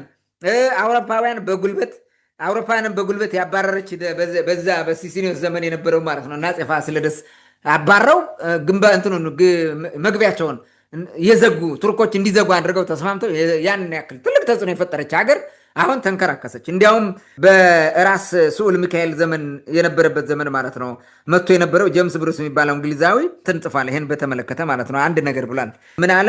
ሀገሪቱን ዲፋይን ሲያደርጋት the land of chaotic feudal war ይላል። የፊውዳሎች ጦርነት ምንድነው የነገሰባት ሀገር ማለት ካዮቲክ፣ በቃ ምስክልክል የወጣ ጦርነት የሚካሄድበት ማለት ነው። ካዮቲክ የሆነ ወታደር እንትን ይሄ ጦርነት የሚካሄድባት ሀገር ብሎ የጦርነት ሀገር እርስ በርስ በፊውዳል ገዢዎቹ ትልቅ ጦርነት የሚደረግባት ሀገር ብሎ በዛ ደረጃ የወረደች መሆኗን ገልጿታል ማለት ነው። ሌላው ኢትዮጵያ ብዙ እድሎችን አምልጧታል በዛ ዘመን ማለት ብዙ ለውጦችን ማሳደግ የምትችለው ጥበብ ማምጣት የሚችለውን ነገር ወደ ቁልቁል እንድትሄድ አድርጓል። እና የሰለጠነው ማለት የመሰልጠን እድል ቀረባት። እንዳሰለጥን ከነበራት ወደፊት መሄድ ነበረባት። ሲያስበው ኦልሞስት 100 ዓመት እኮ ነው። 84 ዓመት ማለት የጨለማ ዘመን እኮ ነው። የነበረው ሁሉ አጠፉት አዲስ ከማምጣት ይልቅ ማለት በቃ ወደመ ኤቭሪቲንግ ማለት ነው። ዓለም ከነበረው በዛ ጊዜ የስልጣኔ ትሩፋት እንዳትሳተፍ አደረጋት በራሱ ማለት ነው። እና ኢትዮጵያ በጣም ወገቧ የተሰበረበት ዘመን ነው። ወቅቱ ከነበረው የዓለም አቀፍ ስልጣኔ ራሱ የተሻለ ነገር እንዳታገኝ ኋላ ቀርነትንና ድህነትን ስር ሰዶ እንዲዘልቅ አድርገ ነው ዛሬ ድረስ እንደዚህ እየተንፏቀቅን እንድንሄድ ያደርገን ይሄ ዘመነ መሳፍንት የምንለው ነው ማለት ነው። በአጠቃላይ ዘመነ መሳፍንት የኢትዮጵያ ታሪካዊ ለምጽ ነው፣ ወይንም የታሪክ ለምጽ ነው፣ የኛ ለምጻችን ነው። በሁሉም ዘርፍ የከሰርንበት ዘመን ማለት ነው ዘመነ መሳፍንት። አገሪቱ ሁሉን ነገሯን ያጣችበት ዘመነ መሳፍንት ነው። በተለይ ደግሞ ከ1761 እስከ 1847 ወይም 47 ይመስለኛል ለ84 ለ84 ዓመታት ፍዳችን የቆጠርንበትና ሁሉን ነገር ያጣንበት ዘመን ነው ዘመነ መሳፍንት ማለት ነው። ከነበረው ኢሬስ ተደርገን ተሰርዘን የጠፋንበት ማለት ነው። የባህር በር ለማጣት መሰረት የጣልንበት ዘመን በዚህ ነው። ይህን ጊዜ ነው አይደለም ባህር በር ልታስከብር እንደና አፄ ሰርፀ ድንግል ሂደህ እስከዛ ሂደህ ልትዋጋ ምናምን አይደለም። እርስ በርስ እየተፋጀ ትላለቃለህ እርስ በርሳችን እዚሁ ማለት ነው። እና መሀሉ ራሱ ዳር ሆነ ማለት ነው። ዳሩ እንዳለ ቀርቶ መሀሉ ራሱ ዳር ሆነ ማለት ነው። ነገሩ በሙሉ ተበላሽ። አገሪቱ ህልውናዋ እንዲጠፋ የተደረገበት ዘመን ነው። ብዙ ነገሮችን ከስረና በዘመነ መሳፍንት። ሌላው የመለያየት ድንቁርና የተዘራበት በዚህ ዘመን ነው። መለያየት፣ አካባቢነት፣ ጎጠኝነት፣ መንደርተኝነት የነገሰው በዚህ ዘመን ነው። ለምን? ጎሳ ጎጥ እየያዘ ስለሆነ የተዋጋው ማለት ነው።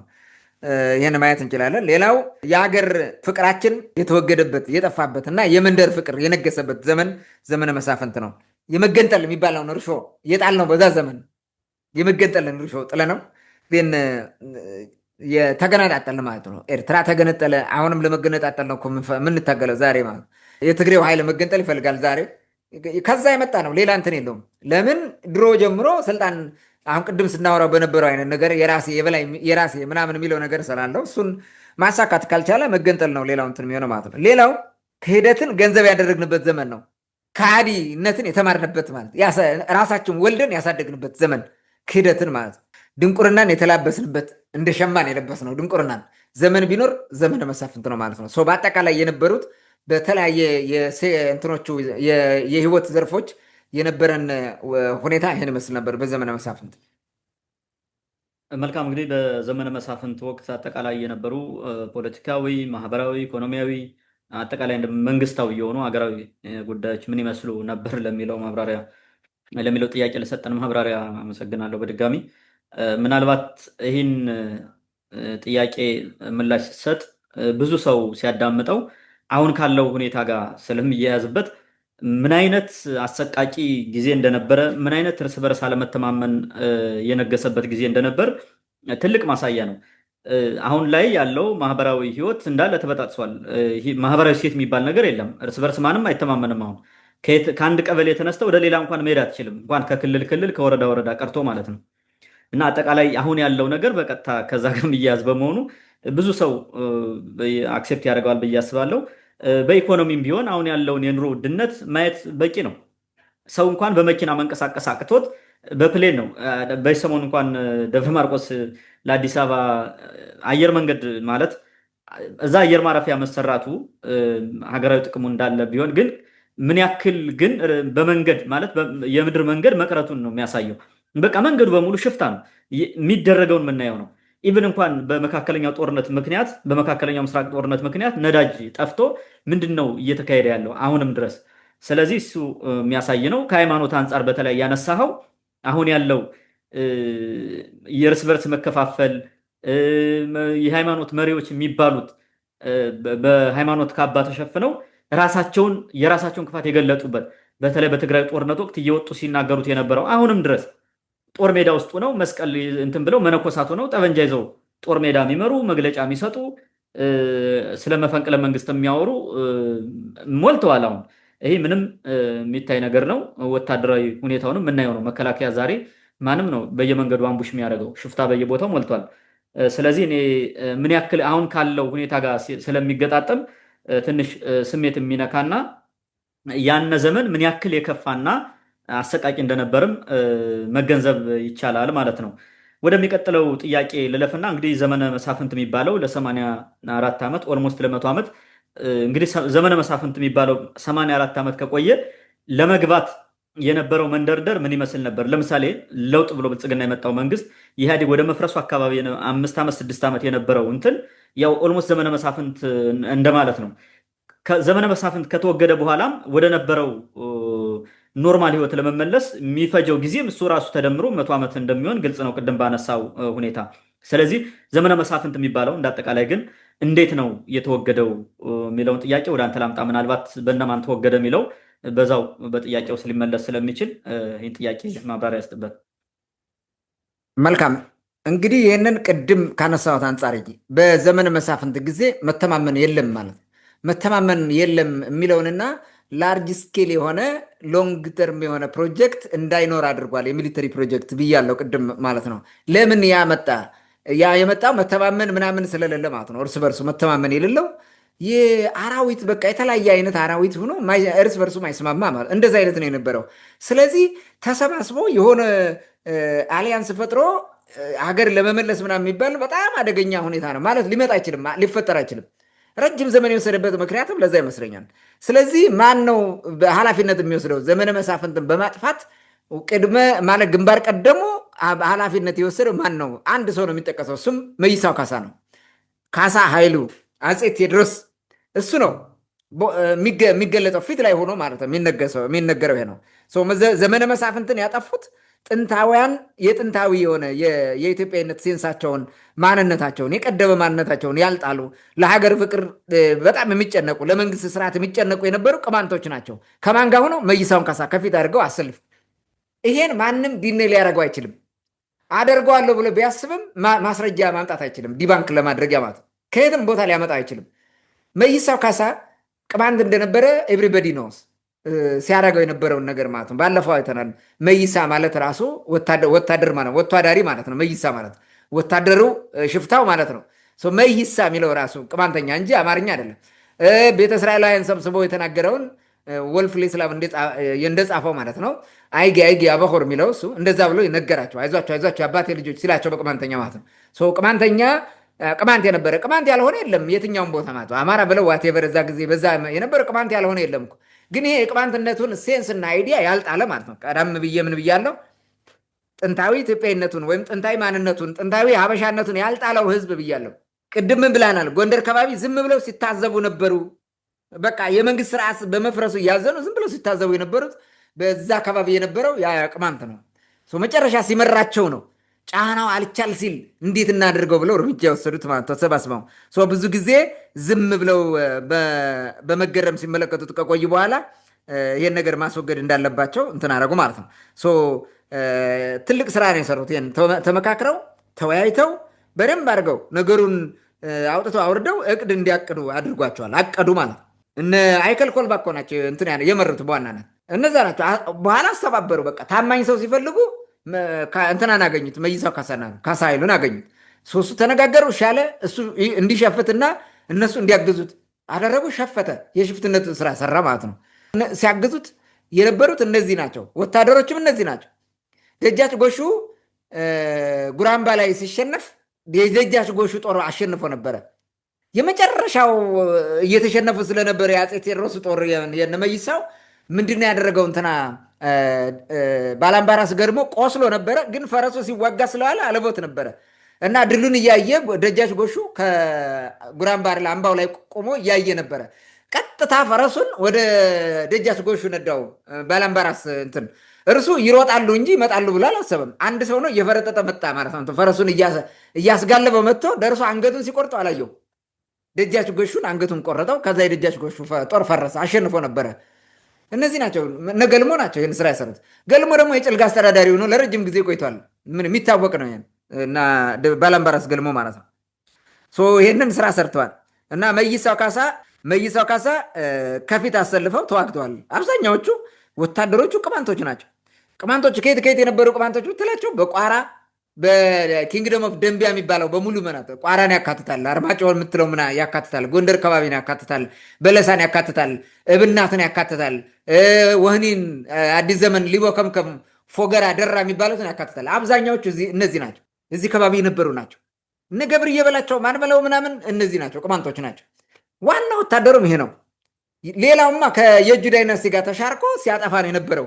የበጌ ምድሩ ከየእጁ ዳይናስቲ ጋር የመጣ ነው እና ለምን እነዚያን ይፈርስብናል ብለው ከነ እንትና ጋር የነበሩት ከነ ራስ አሊ ጋር ነው የነበሩት። ዋናው ስራቸው የሚሰሩት እዛ ጋር ሆኖ ነው። ስለዚህ ይሄን ነው ያሳመነው በሂደት የደንቢያን ምን እያለ የመጣበት ማለት ነው። ስለዚህ ምን አድርጓል? ጉራምባ ላይ፣ ጎርጎራ ብቸን የሚባለው ላይ፣ አይሻል ላይ ማን ነው እንትና የሚባለው ይሄ ጣቁሳ ላይ የደጃች ጎሹ ልጅ ያሸነፈበት ቦታ ነው። እመጣበታለሁ። ይህን ራሱ ደረስጌ ላይ እነዚህ ድሎች በሙሉ ያመጡት እነዚህ ቅማንቶች ናቸው። ከዛ በኋላ ነው አሁን ወደ እየሰፋ ሄደው ሸዋ ድረስ ሂዶ እንትኖቹ እንዲመጡ የተደረጉት።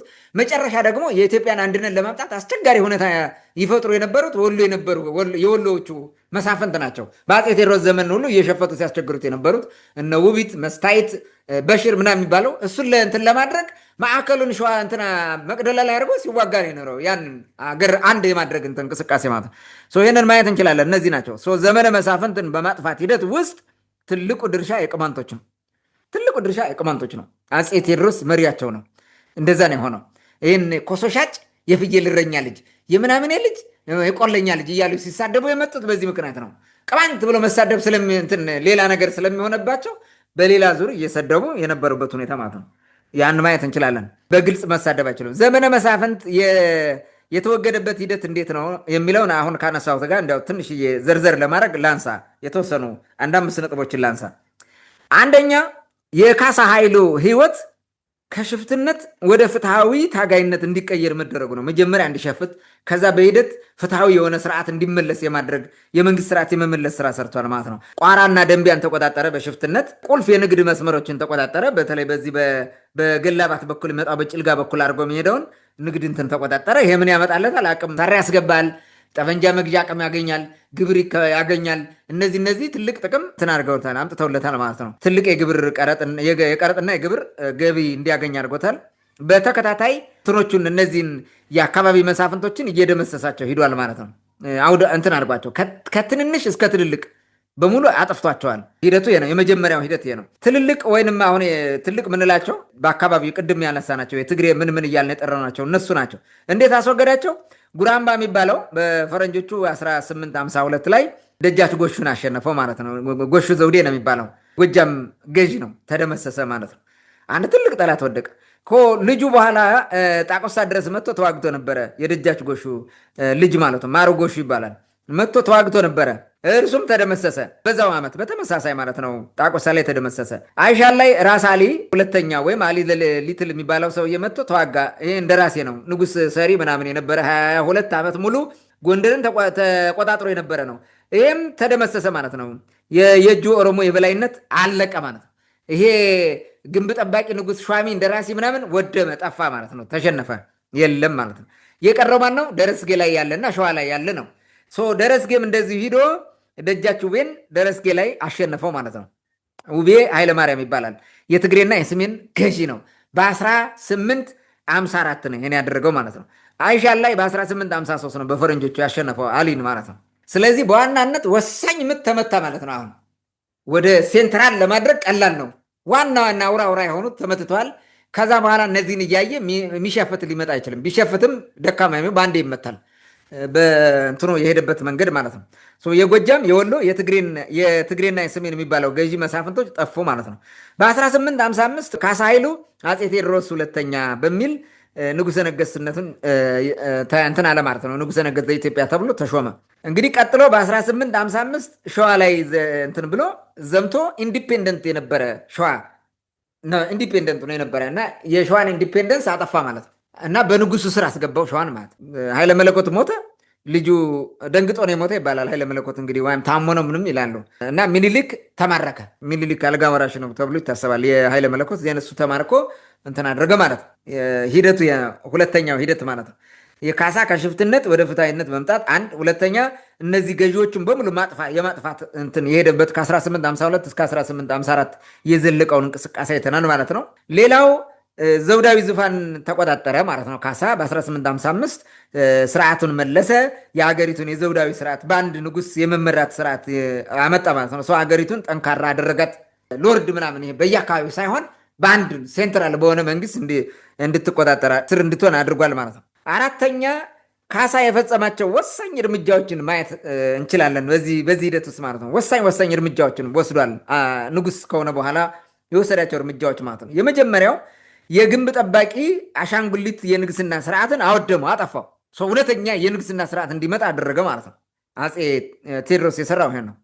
ሌላው የአካባቢ ማዕረጎችን ይሄ ወይም መሳፍንቶችን ምናምን የሚባሉትን በሙሉ ድሮ እንደነበረው በዘመነ መሳፍንት እንደነበረው ከዛ በፊት እንደነበረው ሳይሆን ይሄንን ሪፕሌስ አደረገ። በማን ገዢዎች፣ የአካባቢ ገዢዎች ታማኝ የሆኑ ለንጉሱ ታማኝ የሆኑ የአካባቢ ገዢዎች ገቨርነርስ ስታብሊሽ እንዲደረጉ አደረጉ። መሳፍንት ምናምን የሚባል አይደለም። በዛ መንገድ አጠፋቸው ማለት ነው። አቅማጡ ማለት ነው። ሌላው ሴንትራላይዜሽን ኦፍ አርሚ ነው። አርሚውን ሴንትራላይዝ የማድረግ ስራ ሰርቷል በደንብ አድርጎ ማለት ነው። አንድ ወጥ የሆነ የንጉስ ሰራዊት መሰረተ። በራሱ ደሞዝ የሚተዳደር ሰራዊት መሰረተ። ይሄ ማለት ምን ማለት ነው? መሳፍንቶቹ ባዶ እጃቸውን ቀሩ። ድሮ ንጉሰ ነገስቱ ማዕከል ላይ ቢኖር ብዙ ወታደር የለውም፣ የተወሰኑ ወታደሮች ነው የሚኖሩት። በዋናነት የየመሳፍንቶችን እንትን በየአካባቢ ያሉ መሳፍንቶችን ወታደር ነው የሚጠቀሙት። እነሱ ናቸው የሚያዘምቱትም አብረው መጥተው። አሁን ግን እንደዛ የሚባል የለም፣ አጠፋ። ስለዚህ በንጉሱ ቁጥጥር ስር ሆነ ወታደሩ በሙሉ ማለት ነው። ማንም ሽፍታ እንደፈለገ ሊነሳ አይችልም።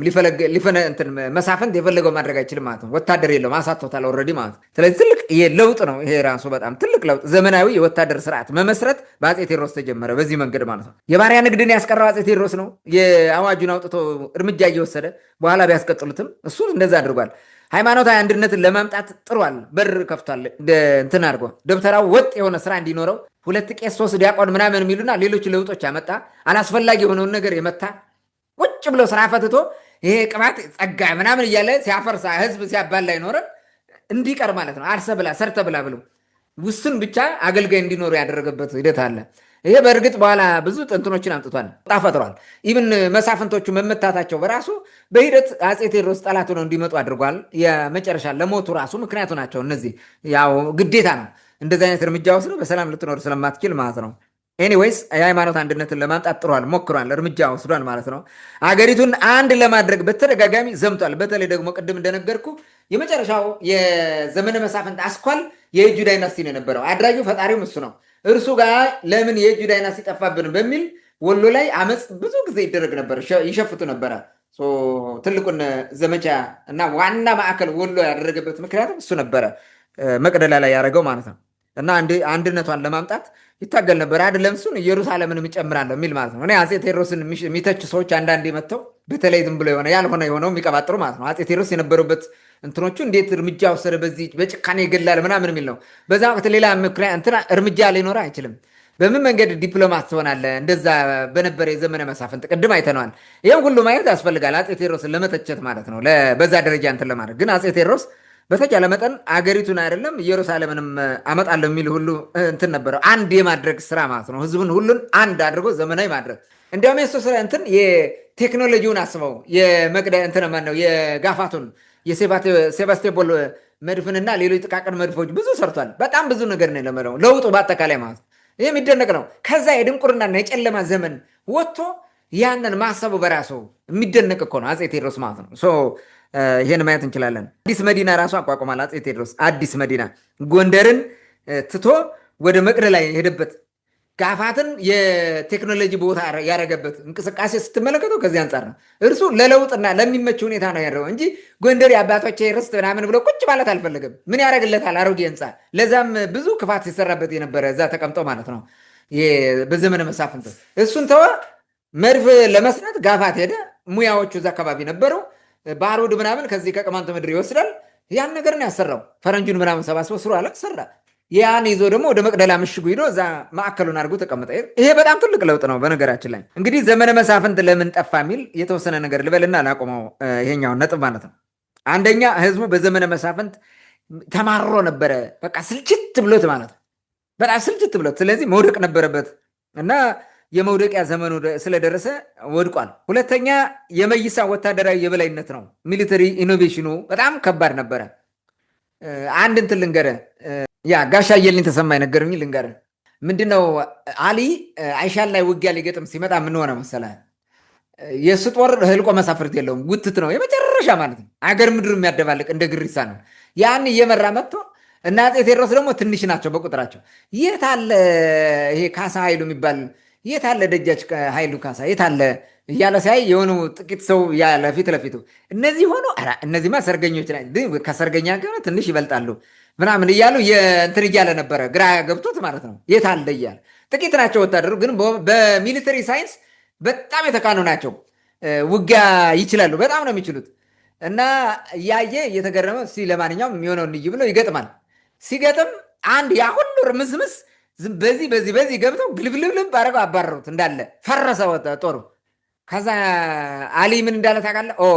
ይሄማ የአላህ ፈቃድ ነው ብሎ ሩጫ ጀመረ ማለት ሩጦ ሊያመልጥ ሲል ይዘው እሱን ገደሉት። እንደዛ ነው የሆነው። ኦልሞስት በቃ እሱ ጠፋ። የኤጁን ዳይናስቲ በዛ ደረጃ ነው እንትን ያደረጉት። እና የወታደሩ ስልጠና በተለይ አፄ ቴዎድሮስ ከግብጾች ጋር ተዋግቶ ነበር፣ በዚህ በሱዳን በኩል ማለት ነው። ተዋግቶ ተሸንፏል። የተሸነፈው በወታደራዊ ሳይንስ የበላይነት ነው። ከዛ ጊዜ ጀምሮ ወታደር መገንባት ላይ ነው ያተኮረው ማለት ነው። ዘመናዊ መሳሪያ ለመታጠቅ መሞከርና ስልት፣ ወታደራዊ ስልት እና ትልቅ ትሬኒንግ ላይ ትልቅ ስራ ነው የሰራው። በዛ ምክንያት ነው ይህን ሁላ በቁጥር የሚያምነውን በጥቂት ቁጥር ድምጥማጡን ያጠፋው ማለት ነው። እና ይሄ ትልቅ ሚና ነበረው። እንዲፈራም አደረገው ከዛ በኋላ ማለት ነው። ሌላው የካሳ ካሪዝማቲክ እና ሌጂቲሜት የሆነ ሊደርሽፑ በራሱ እንትን አድርጓል። ህዝቡ ራሱ ለካሳ ይሁንታውን ከዛ ምሬት አንጻር ማለት ነው ሰጥቷል። እሱ ደግሞ ካሪዝማቲክ የተለየ ተፈጥሯዊ የሆነ የሊደርሽፕ እንትን ነበረው፣ ኳሊቲ ነበረው። ያ እንትን አድርጓል። ለድሉ ራሱ ትልቅ ኮንትሪቢሽን አድርጓል። ዘመነ መሳፍንት እንዲጠፋ አድርጓል ማለት ነው። ሌላው የቅማንቶችና የካሳ ልባዊ ትስስር ነው። ልብ ለልብ ተገናኝተው መተሳሰር ነው። በዛ የክህደት ዘመን አንድ ሆነው የተዋጉበት ነው። ያ ነው ትልቁን ለዘመነ መሳፍንት መጥፋት ሚና የተጫወተው ማለት ነው። ታንኪዩ። መልካም እንግዲህ ዘመነ መሳፍንት እንዴት እንደተወገደና እግረ መንገድክንም እነማን እንዳስወገዱት የትኛው አካባቢ ህዝብ ይህን ጉዳይ እስከ መጨረሻው ታግሎ እንዳስወገደው በስፋት አንስተሃል። ምናልባት በዚህ ትግል ውስጥ ወይም ደግሞ ዘመነ መሳፍንትን በማስወገድ ትግል ውስጥ ቅማንት ሰፊ ድርሻ እንደነበረው ማንም ሰው የሚጠቅሰው ነው የሚያውቀው ነው። ምናልባት አሁን መናገር ባይፈልጉም ይሄ የታወቀ ነው። ብዙውን ጊዜ አሁን ላይ የምናያቸው አፄ ቴዎድሮስን ካስገደሉ እና የውጭ ጠላት መርተው አምጥተው ራሱን እንዲያጠፋ ካደረጉ በኋላ አሁን ላይ ተመልሰው ተማርኮ ሄደውን ፀጉር እያመጡ የሚሰግዱለት የዛ ዘመን ከሃዲያን ሰዎች የልጅ ልጆቻቸው ሜይ ቢ ሊሆኑ ይችላሉ። አሁን ላይ የሚያጨበጭቡት ማለት ነው። እንግዲህ እነሱ አሁን እያጨበጨቡ ነው። ነገር ግን የአፄ ቴዎድሮስ የቅርብ ሰው የሆነ አሁንም ድረስ ያለ ህዝብ አሁንም እየተጨፈጨፈ ያለበት ሁኔታ ነው ያለው። ይህን በተደጋጋሚም ከዚህ በፊትም አንስተነዋል፣ ቀጣይም እናነሳዋለን። በተለይ ደግሞ አንድ ከወሎ አካባቢ የሚመጡ ልሂቃን ማነው አህመዲን ጀበል ነው ምንድን ነው ኪነት ያገነነው ንጉስ ብሎ የሆነ መጽሐፍ ጽፎ በአፄ ቴዎድሮስ ላይ ያላቸውን የከፋ ጥላቻ ብዙ ጊዜ እዛ ጋር የሚጽፉት አፄ ቴዎድሮስ ቅድም ባነሳው መንገድ የሰራቸውን የጀግንነት ስራዎች ምናምን ሳይሆን ጥላቻ የሚነዙበት በጣም ብዙ ሰዎች አሉ። ሜቢ የሚናፍቁት ጊዜ ሊመጣ ይችላል። አሁን እየሆነ ያለው ነገር እንደዛ አይነት ሰው የሚፈለግበት ጊዜ እንዲመጣ ሊያደርግ ሊሆን የሚችለው ጊዜ ሩቅ አይመስልም። በዚህ ከቀጠለ ሜቢ እንደዛም አይነት ሰው የምትመኘው ሊመጣ ይችላል። ስለዚህ ያለፈ ታሪክን በማጣጣል የተጣመመ ታሪክ በመጻፍ ስም በማጥፋት የሚመጣ ለውጥ እንደሌለ ከዚህ መረዳት ይቻላል ማለት ነው። ዘመነ መሳፍንት ምናልባት ያን ዘመነ መሳፍንት የሚባለውን ስርዓት ያመጡት የራሳቸው ወገኖች የነበሩ ሰዎች ከወደቁ በኋላ የጣለው አፄ ቴዎድሮስ ነው ብለውም ስለሚያስቡ የመጣበትንም ህዝብ ስለሚያውቁ ከዛ አንጻር የመነጨም ሊሆን ይችላል። ስለ አፄ ቴዎድሮስ ውድቀት ከዚህ በፊትም አንስተነው እናውቃለን። አፄ ቴዎድሮስ ከወደቀ በኋላ ቅማንቶች ለምን አፄ ቴዎድሮስ ቅማንት ነው ሲባልም ዝም፣ አማራ ነው ሲባልም ዝም ያሉበትን ምክንያትም አስታውሳለሁ። የሆነ ጊዜ በሰፊው ተወያይተንበታል። እሱን ተመለሳችሁ ማየት ትችላላችሁ ማለት ነው። ወደ መጨረሻው አንድ ጥያቄ ላንሳና የዛሬውን ውይይታችን በዚህ እንዘጋለን ማለት ነው። እንግዲህ ስለ ዘመነ መሳፍንት ብዙ አውርተናል። አሁን ካለው ሁኔታ ጋር የሚገጣጠም ነገርም እንዳለው በተደጋጋሚ አንስተናል። ምናልባት ዛሬ ድረስ የዘለቁ የዘመነ መሳፍንት ሌጋሲዎች አሉ ማለት ይቻላል ወይ የሚል ጥያቄ ብናነሳ እውነት ይህ ሌጋሲ አለ ማለት ይቻላል? አሁን ባለው ሁኔታ ካሉስ የዚህ ሌጋሲ አስቀጣዮች እነማን ናቸው የሚለውና ሜይ ቢ ለምን ፈለጉት አሁን ይህን ማምጣትም ለምን እንደፈለጉም ሜይ ቢ በዛው እግረ መንገድ ብታነሳው ደስ ይለኛል። መቀጠል ትችላለን። ሀሳቡን ሳነሳ ይታወቃሉ እነማን እንደሆኑ ማለት ነው። ስለዚህ የዛሬ ድረስ የዘለቀ የዘመነ መሳፍንት ሌጋሲ አለ የሚለውን ጥያቄ ልመልስ። የስ አለ በሚገባ አሁን ምን እያደረግን ነው የሚለውን ጥያቄ እንመልሰው። ምን እያደረግን ነው? አሁን ቅድም ካብራራ ነው የዘመነ መሳፍንት ብለን ካነሳ ነው የተለየ ነገር አለን? አሁን ምንም የተለየ ነገር የለንም። እንደ ራሴ ምናምን የሚባል ሰው ነው። አይ ቲንክ እሱ ስርዓት እዚያውን ስለማይሰራ ነው። ግን አብይን እንደ ራስ አሊ አድርገው ሰደው ምንም እንትን የተለየ ነገር የለውም እኮ እንደ የእጁ ዳይናስቲ አድርገው ሰደው። ሌላው አሁን ስርዓት የፈረሰ ነው። የት አለ? በማን ቁጥጥር ስር ነው አሁን ያለው? መንግስት ኃይል አለው፣ ጉልበት አለው፣ ምንም ማድረግ ይችላል። ከግንብ ጠባቂነት ወደ ከተማ ጠባቂነት ነው የተዘዋወረው። አሁን ብልጽግና ከተማ ጠባቂ ነው እንጂ እንትን አይደለም። የትኛውን ቦታ ተንቀሳቅሶ ሰላም ማስከበር አይችልም። ወታደሮቹ ራሱ እየፈሩ ነው የሚሄዱት። የትም ቦታ ሲንቀሳቀሱ በመከራ ነው የሚሄዱት፣ ተወጣጥረው ማለት። ሌላ ነገር የለውም። ድሮን ምናምን አምጥተህ በዛ ምናምን መወርወር ምናምን ካለው ሁኔታ አለ ኮንትሮል የሚደረገው። የአማራን ክልል በአስቸኳይ ጊዜ አዋጅ 2 ጊዜ አሻሽሎ ምናምን ሞከረው፣ አልሆነም። አሁንም ያው በወታደር ውስጥ ነው ያለ። ትግራይ ከቁጥጥር ውጭ ነው። ኦሮሚያ ሰላም የለውም፣ እንደዚሁ ነው፣ ከቁጥጥር ውጭ ነው። የትኛው አሁን ምንድነው? ዋት ዘ ዲፍረንስ? አሁን በዘመነ መሳፍንትና በአሁኑ በዘመነ ብልጽግና ምንድነው ልዩነቱ? ስሙ መሳፍንት ስላልተባለ ነው እንጂ የመሳፍንት ዘመን ነው እኮ አሁን። ክልሎች እኮ ናቸው ወደ መሳፍንትነት የተቀየሩት ራሳቸው ማለት ነው። ክልሎቹ ራሳቸው ዘመነ መሳፍንት ነው የቀጠሉት። ያን ተጠቅመው የነበረውን ማለት በዘመነ ወያኔ የተሰራውን ስርዓት እሱን ተጠቅመው ክልሉን የራሳቸው አድርገው አይደል የሚሄዱት። አንተ አሁን ሶማሌ ክልል ገብተህ የፈለግከውን ነገር ለመስራት ምናምን እንደ ልብ ትንቀሳቀሳለህ። ኦሮሚያ ክልል ገብተህ እንደዛ ማድረግ ትችላለህ። አንድ ሌላ ማለት ነው። ትግራይ ክልል ሄደህ እንደፈለግክ የሆነ ነገር ማድረግ ትችላለህ? አትችልም። ኢትስ ቬሪ ዲፊካልት። ዘመነ መሳፍንት ማለት ይሄ ነው። የመሳፍንቶቹ የበላይነት ነው የሞላው ማለት ነው። እና ትንሽ ሜይ ቢ ይሄኛው ዘመናዊ ዘመነ መሳፍንት እናድርገው። እንደዛ ነው። ግን ስርዓቱና የሚፈጸመው ነገር ተመሳሳይ ነው። ግድያውን ውሰደው። ሰው እንዴት ነው የሚገሉት? ራሱ ሲገሉ የመንግስት ወታደር እንደፈለገ አይደል እንደ ሰው የሚገለው? በእሳቱን ላይ ያቃጥላል እኮ የመንግስት ወታደር። በሚገርም ሁኔታ ንጹህ ዜጋ በእሳት ያቃጥላል። እንዲህ ነው ብሎ ማለት ነው። ቤት ማቃጠል፣ ንብረት ማውደም ምናምን ለመንግስት እንትን በጣም የተለመደ ነው። ወታደሩ ራሱ ማለት ነው። ይህንን ነገር ስትመለከተው አሁን ዘመነ መሳፍንት አሁን ያለነው ሁኔታ ዘመነ መሳፍንት ነው። እንዴት ነው ዘመነ መሳፍንት ሌጋሲውን እንዴት አመጣ የሚለውን ነገር ማየት የተሻለ ነው። እና ምን እንዳለ ለምሳሌ መገለጫ የሚሆኑት የሚለውን ላንሳ እስኪ። እንዲሁ ጥቅል ከማደርገው ሞር ወደ ፖለቲካ እንትን ከሚያደርጉት ማለት ነው። ዘመነ መሳፍንት ህዝቡን ለመሳፍንቶች ግለሰባዊ ፍላጎት ከፋፍሎ እንዲባሉ የሚያደርግ ማለት ነው። የሚያባላ የድንቁርና ስርዓት ነው ዘመነ መሳፍንት ማለት ነው። አሁን በምን ተከፋፍለው ነው የሚባላው? በብሔር ተከፋፍላ ነው የምትባላው። በቃ አንዱ ብሔር ሌላውን አይወድም። ዛሬ ላይ እንደዛ እንዲሆን እኮ ነው ያደረገው። ብልጽግና ሲመጣ እኮ እንደዛ ነው። ብሔር በብሔር ላይ እንዲነሳ እኮ ነው ያደረገው። አንዱ አንዱን እንዲበላ እንዲቆረጭመው ነው ያደረገው። ከዛ ይሄንን ደግሞ ብሌም የሚያደርጉት ለምን ነው? ህገ መንግስት ነው እንደሚያደርገን የወያኔ የፈጠረው ስርዓት ነው ምናምን ይላል። የሚያባላው ግን ብልጽግና ነው። ከዛ በፊት እንደዛ አልተባላንም እኮ። በዘመነ ወያኔ አንዱ ብሔር አንዱን የበላበት በእርግጥ ቅማንት ጥያቄ ጠይቆ ተጨፍጭፏል። እንደ አይነት ነገሮች ነበሩ። ያ ግን አሁን በዚህ በአት ላርጅ ስኬል እንደዚህ ቀጥሎ ነበር? በዛ አልነበረም። የህግ የበላይነት ነበረ ቢያንስ ማለት ቅማንትን የጨፈጨፉት እንኳን ፍርድ እንትን ይሄ ምንድን ነው በሰብአዊ መብት ኮሚሽኑ በመንግስት ሰብአዊ መብት ኮሚሽን በኩል ተጠንቶ ለተወካዮች ምክር ቤት ቀርቦ እርምጃ እንዲወሰድባቸው ሁሉ እኮ ተደርጓል። የተወሰነ ማለት ነው። በኋላ አፍርሰውት ወደዚህ ዘመነ መሳፍንት ከተቱን እንጂ ይሄንን እኛ በደንብ ነው የምናውቀው። ይሄን እንትን ማለት ይችላል። ይሄን ማየት እንችላለን ማለት የድንቁርና ዘመን ነው።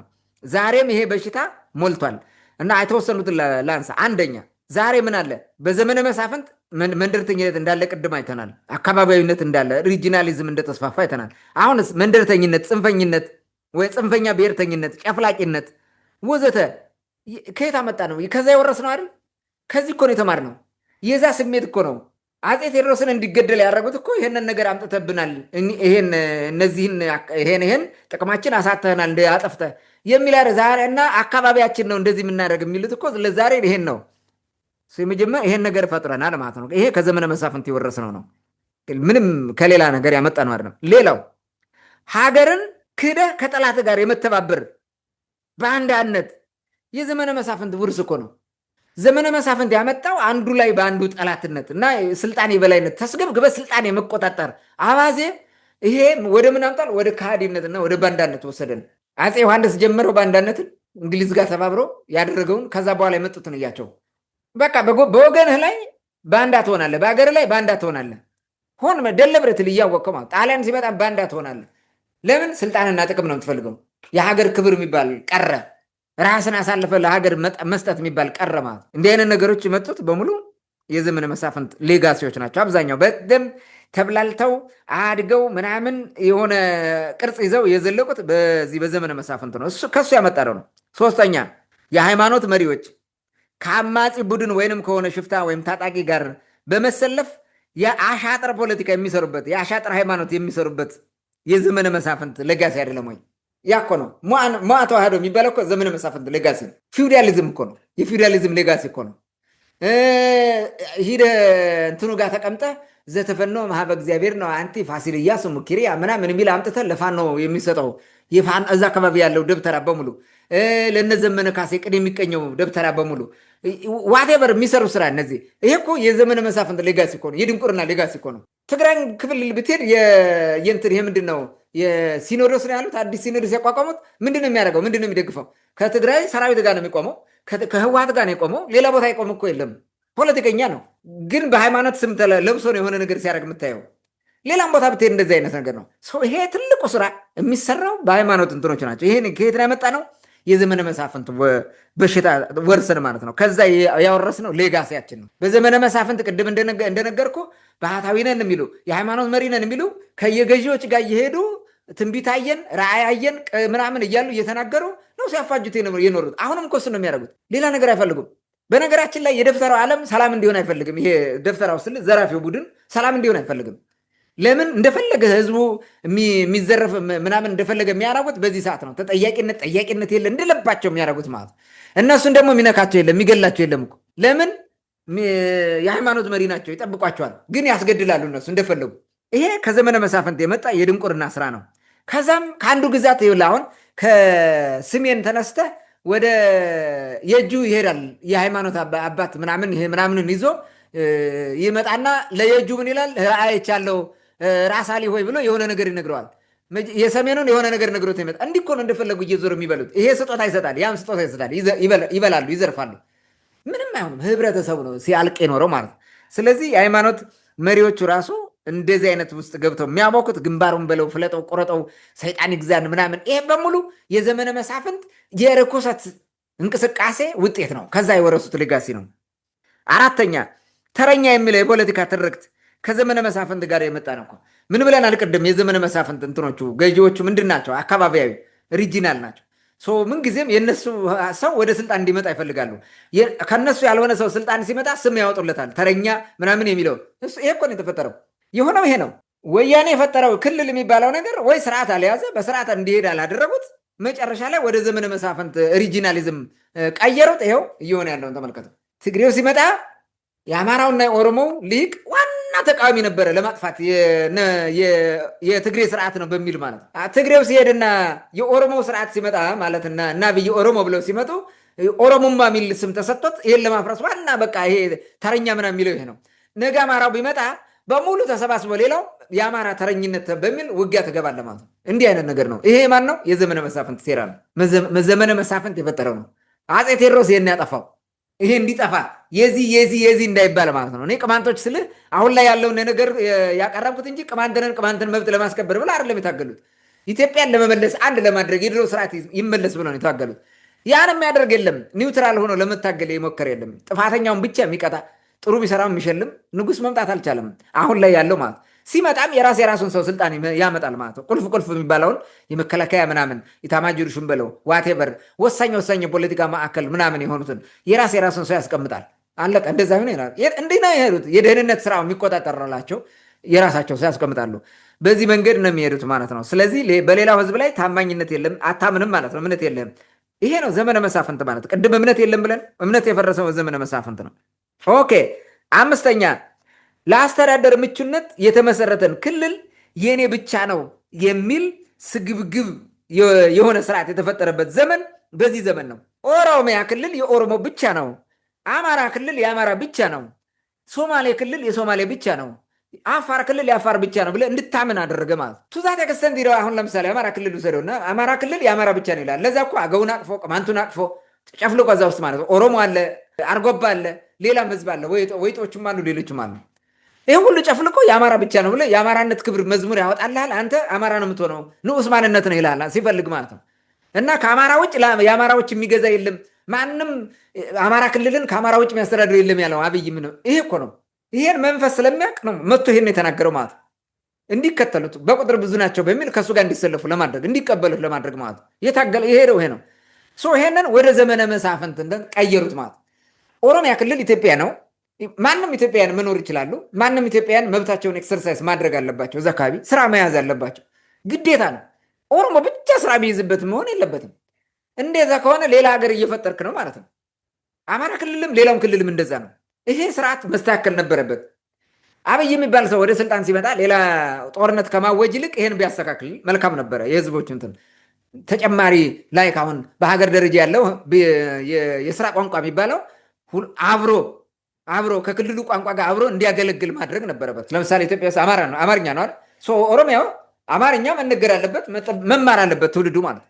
ትግራይ ውስጥ፣ ሶማሊያ ውስጥ አማርኛ መቀጠልበት አለበት። እንደዛ ለምን እኔ ቋንቋ አትችልም ተብዬ ነው ስራ ማልቀጠረው? ኦሮሚያ ብሄድ ቋንቋ አትችልም ነው የሚለው። ቋንቋ ካልቻልክ እዛ ስራ አትችልም፣ ወይም ፖለቲካ ምናምን መወዳደር አትችልም። ስለዚህ አማርኛ እንደ ሁለተኛ አብሮ ሌላ ቋንቋ ሆኖ የክልሉ ሁለተኛ ቋንቋ ሆኖ ከሰራ በአማርኛ እቀጠራለሁ፣ እሰራለሁ፣ የፈለግኩት ማለት መሆን ነበረበት። ይህን አይሆን አድርገው ሌላ ነገር ነው። አሁንም ቢሆን ይህን የማስተካከል አዝማሚያ እንኳን የላቸውም ሲጀምር ማለት ነው። ጽንፈኛ ብሔርተኝነትን የመሰረቱት በዚህ መንገድ ነው። ቲፒኤልኤፍ ነው ይሄን መጀመሪያ መጣው ማለት ያ ትልቁ ችግር ይሄ ነው። እና ይሄንን እንትን ምን አደረጉት? የአንድ ብሔር ብቻ የራሱ ምናምን። ይሄ ደግሞ ምን ያመጣል? ጠላትነትን፣ የተገፊነት መንፈስ በአንዱ ላይ ያመጣል። ትዋጋለህ። ዛሬ አንዱ ብሔር ሌላውን ወጥቶ ሲሳደብ ምናምን ስትሰማ በጣም የሚዘገን ስድብ የምታየው በዚህ ምክንያት ነው። የሚያስጠላ መንገድ ማለት ነው። ስድስተኛ የመንግስት ወታደር ለንጹሐን ዜጎች ከመጨነቅ ይልቅና ንጹሐን ዜጎችን ከመጠበቅ ይልቅ ማለት ነው ደህንነታቸውን ከማስጠበቅ ይልቅ በእሳትና በጥይት እንዴት አድርጎ እንደሚገድል አይተናል። ዘግናኝ በሆነ መንገድ ሲገድል ማለት ተራራ አፋፍ ላይ አቆመ ሲረሽን ምናምን አይተናል። እንትን እያለ ማለት ነው እየተሳፈጠ ምናምን። ይሄ ምንድን ነው? እየቀለደ እያሾፈ እየፎተተ እንዲህ አይነት ስርዓት ውስጥ አመጣ። ይሄ ታዲያ ዘመነ መሳፍንት አይደል? ከየት አመጣ ነው? የዘመነ መሳፍንት ሌጋሲ እኮ ነው። ዘመነ መሳፍንት አይደል? ያን ራስ አስራት የሚባል ሰውዬ አምኖ በቃል ኪዳን ምናምን ተማምለው ታረቅና ነው ወስዶ አንገቱን ቆርጦ ወዴት ጣለው? ወደ አባይ በረሃ ጣለው። ኢዮአስ ይሄር ሊሆነው በዘመነ መሳፍንት ይሄን ያመጣ ነው። በቃ ሌላ ምን አለ? አሁንም ይሄ ነው ያለው። ዘመነ መሳፍንት ሁለተኛ በዘመናዊ ኢትዮጵያ ተፈጥሮ ዛሬ እያጠፋን እያወደመናል ማለት ነው። እና ይሄ የሚለይ አይደለም፣ ወርሰናል። ሌላው ሌጋሲ የወረስ ነው የአሁኑ ዘመን የሀገሪቱ ስርዓት በራሱ ዳግማዊ ዘመነ መሳፍንት ነው። ቅድም እንዳልኩት ማለት ነው። ይሄ ዋናው መገለጫዎችን በሙሉ ፕራክቲስ እያደረግ ነው ዛሬ ላይ እንዳለ መረዳት እንችላለን። በመጨረሻ ህዝብን ማደህየት፣ መዝረፍ፣ ማፈናቀል፣ ማጎሳቆል፣ ማዋረድ፣ ማሳደድ የዘመነ መሳፍንት ሴራ እኮ ነው። የዘመነ መሳፍንት ሌጋሲ ነው። ይህን ነው የሚደረገው። 10,000 ቅማንት ተሳዶ ከዛ ደግሞ የተሰደዱት እንዳይቀመጡ እያደረጉ የሌላ ሴራ ምናምን እዛው ያለ ሰው ራሱ ማይታመንበት ሁኔታ የሆነ ነገር ፈጥሮ እንዲህ እያጠፋን ያለው ምንድን ነው? ዘመነ መሳፍንት ሌጋሲ፣ ያ የድንቁርና ሌጋሲ። አሁን ያለው አጠቃላይ የተፈጠረው በፖለቲካል ድንቁርና፣ ኢኮኖሚክ ድንቁርና፣ ማህበራዊ ድንቁርና፣ ስነልቦናዊ ድንቁርና፣ ቴክኖሎጂካዊ ድንቁርና፣ ምን የሌለ ድንቁርና አለ። በዚህ እኮ ነው የሰፈነው ዛሬ። አጠቃላይ ሀገሪቱ አሁን የምትመራው በድንቁርና ነው። ኢትዮጵያ is found at a state of ignorance at this time። ምን ልዩነት አለው ከዘመነ መሳፍንት? ምንም ልዩነት የለውም፣ ተመሳሳይ ነው። ይሄ ደግሞ ሌጋሲውን አምጥተን ነው። ሩቅ አይደለም ዘመነ መሳፍንት። በነገራችን ላይ ትናንት የነበረ ነው። አፄ ቴዎድሮስ አለፈ፣ ዮሐንስ መጣ፣ አፄ ምኒልክ ዘመናዊ ኢትዮጵያ መሰረተ፣ የእንትና ኃይለ ሥላሴ ቆየበት፣ ደርግ መጣ፣ ይኸው ኢህአዴግ መጣ፣ ዘመነ መሳፍንት ፈጥሮልን ይኸው ብልጽግና በደንብ አድርጎ ፕራክቲስ እያደረገልን ነው። ምንም ልዩነት የለውም። መልካም እንግዲህ ዘመነ መሳፍንት ምናልባት ዛሬ ድረስ የዘለቁ የዘመነ መሳፍንት ሌጋሲዎች አሉ ወይ ለሚለው ጥያቄ በማሳያ ከዘመነ መሳፍንት እና አሁን ያለውን ሁኔታ በማነጻጸር ሰፋ ያሉ ጉዳዮችን አንስታል። ምናልባት ብዙ ሰው የሚስማማበት ጉዳይ ነው። ይሄ የሚታወቅ ነው። እንግዲህ በዘመነ መሳፍንት ግለሰቦች ሀብት ያለ አግባብ ያካብቱ ነበር። አሁንም መንግስትን ተጠግተው ሀብት የሚያካብቱ ሀገሪቱ እየተለወጠች እንደሆነ ሚዲያ ላይ የሚያወሩ በርካታ ግለሰቦች አሉ። በሌላ በኩል መንገድ እየዘጉ ሰው እያገቱ እየዘረፉ ምንድነው ሽፍታ። አሁን እኛ ሁልጊዜ የምናነሳው አግተው ገንዘብ የሚቀበሉ በግለሰብ ደረጃ ሽፍታ ሆነው ገንዘብ የሚያካብቱ አሉ። በአንጻሩ ህዝቡ ወደ ታች እየወረደ ነው፣ እየደህየ ያለበት ሁኔታ ነው ያለው። ይሄ የነበረ ነው። ቅድም ያነሳው በአካባቢ መዋጋት አሁን ክልል ከክልል ለምሳሌ አፋርና ሶማሌ ክልል ብዙ ጊዜ የሚነሳ ችግር አለ። እሱ አሁንም አለ። ጋምቤላ ብትሄድ፣ ቤንሻንጉል ጉሙዝ ብትሄድ፣ አማራ ክልል፣ ትግራይ፣ ኦሮሚያ ቅድም ያነሳው ስለሆነ እንደውም ደግሞ በዚህ 2-3 ቀን ሌላ ከባድ ኢሹ ምንድነው በሲዳማ ክልልና በኦሮሚያ ክልል መካከል በአዋሳኝ አካባቢ ሁላ ግጭት ተፈጥሮ ህዝብ እየተላለቀ እየተፈናቀለ ንብረት እየወደመ ያለበት ሁኔታ ነው ያለው። ስለዚህ ቅድም ያነሳቸው ማስረጃዎች ምናልባት በጣም የሚያያዙ የሚገናኙ የሚመሳሰሉ ብቻ ሳይሆን አንድ አይነት የሆኑ ችግሮች ከዛም ከዚህም እንዳሉ ማንሳት ችለናል ማለት ነው። ውድ አድማጭ ተመልካቾቻችን በክፍል 2 የነበረን ውይይትን ይመስል ነበር። ስለተከታተላችሁን ከልብ እናመሰግናለን። በቀጣዩ ክፍል እስከምንገናኝ ድረስ መልካም ጊዜ ይሁንላችሁ።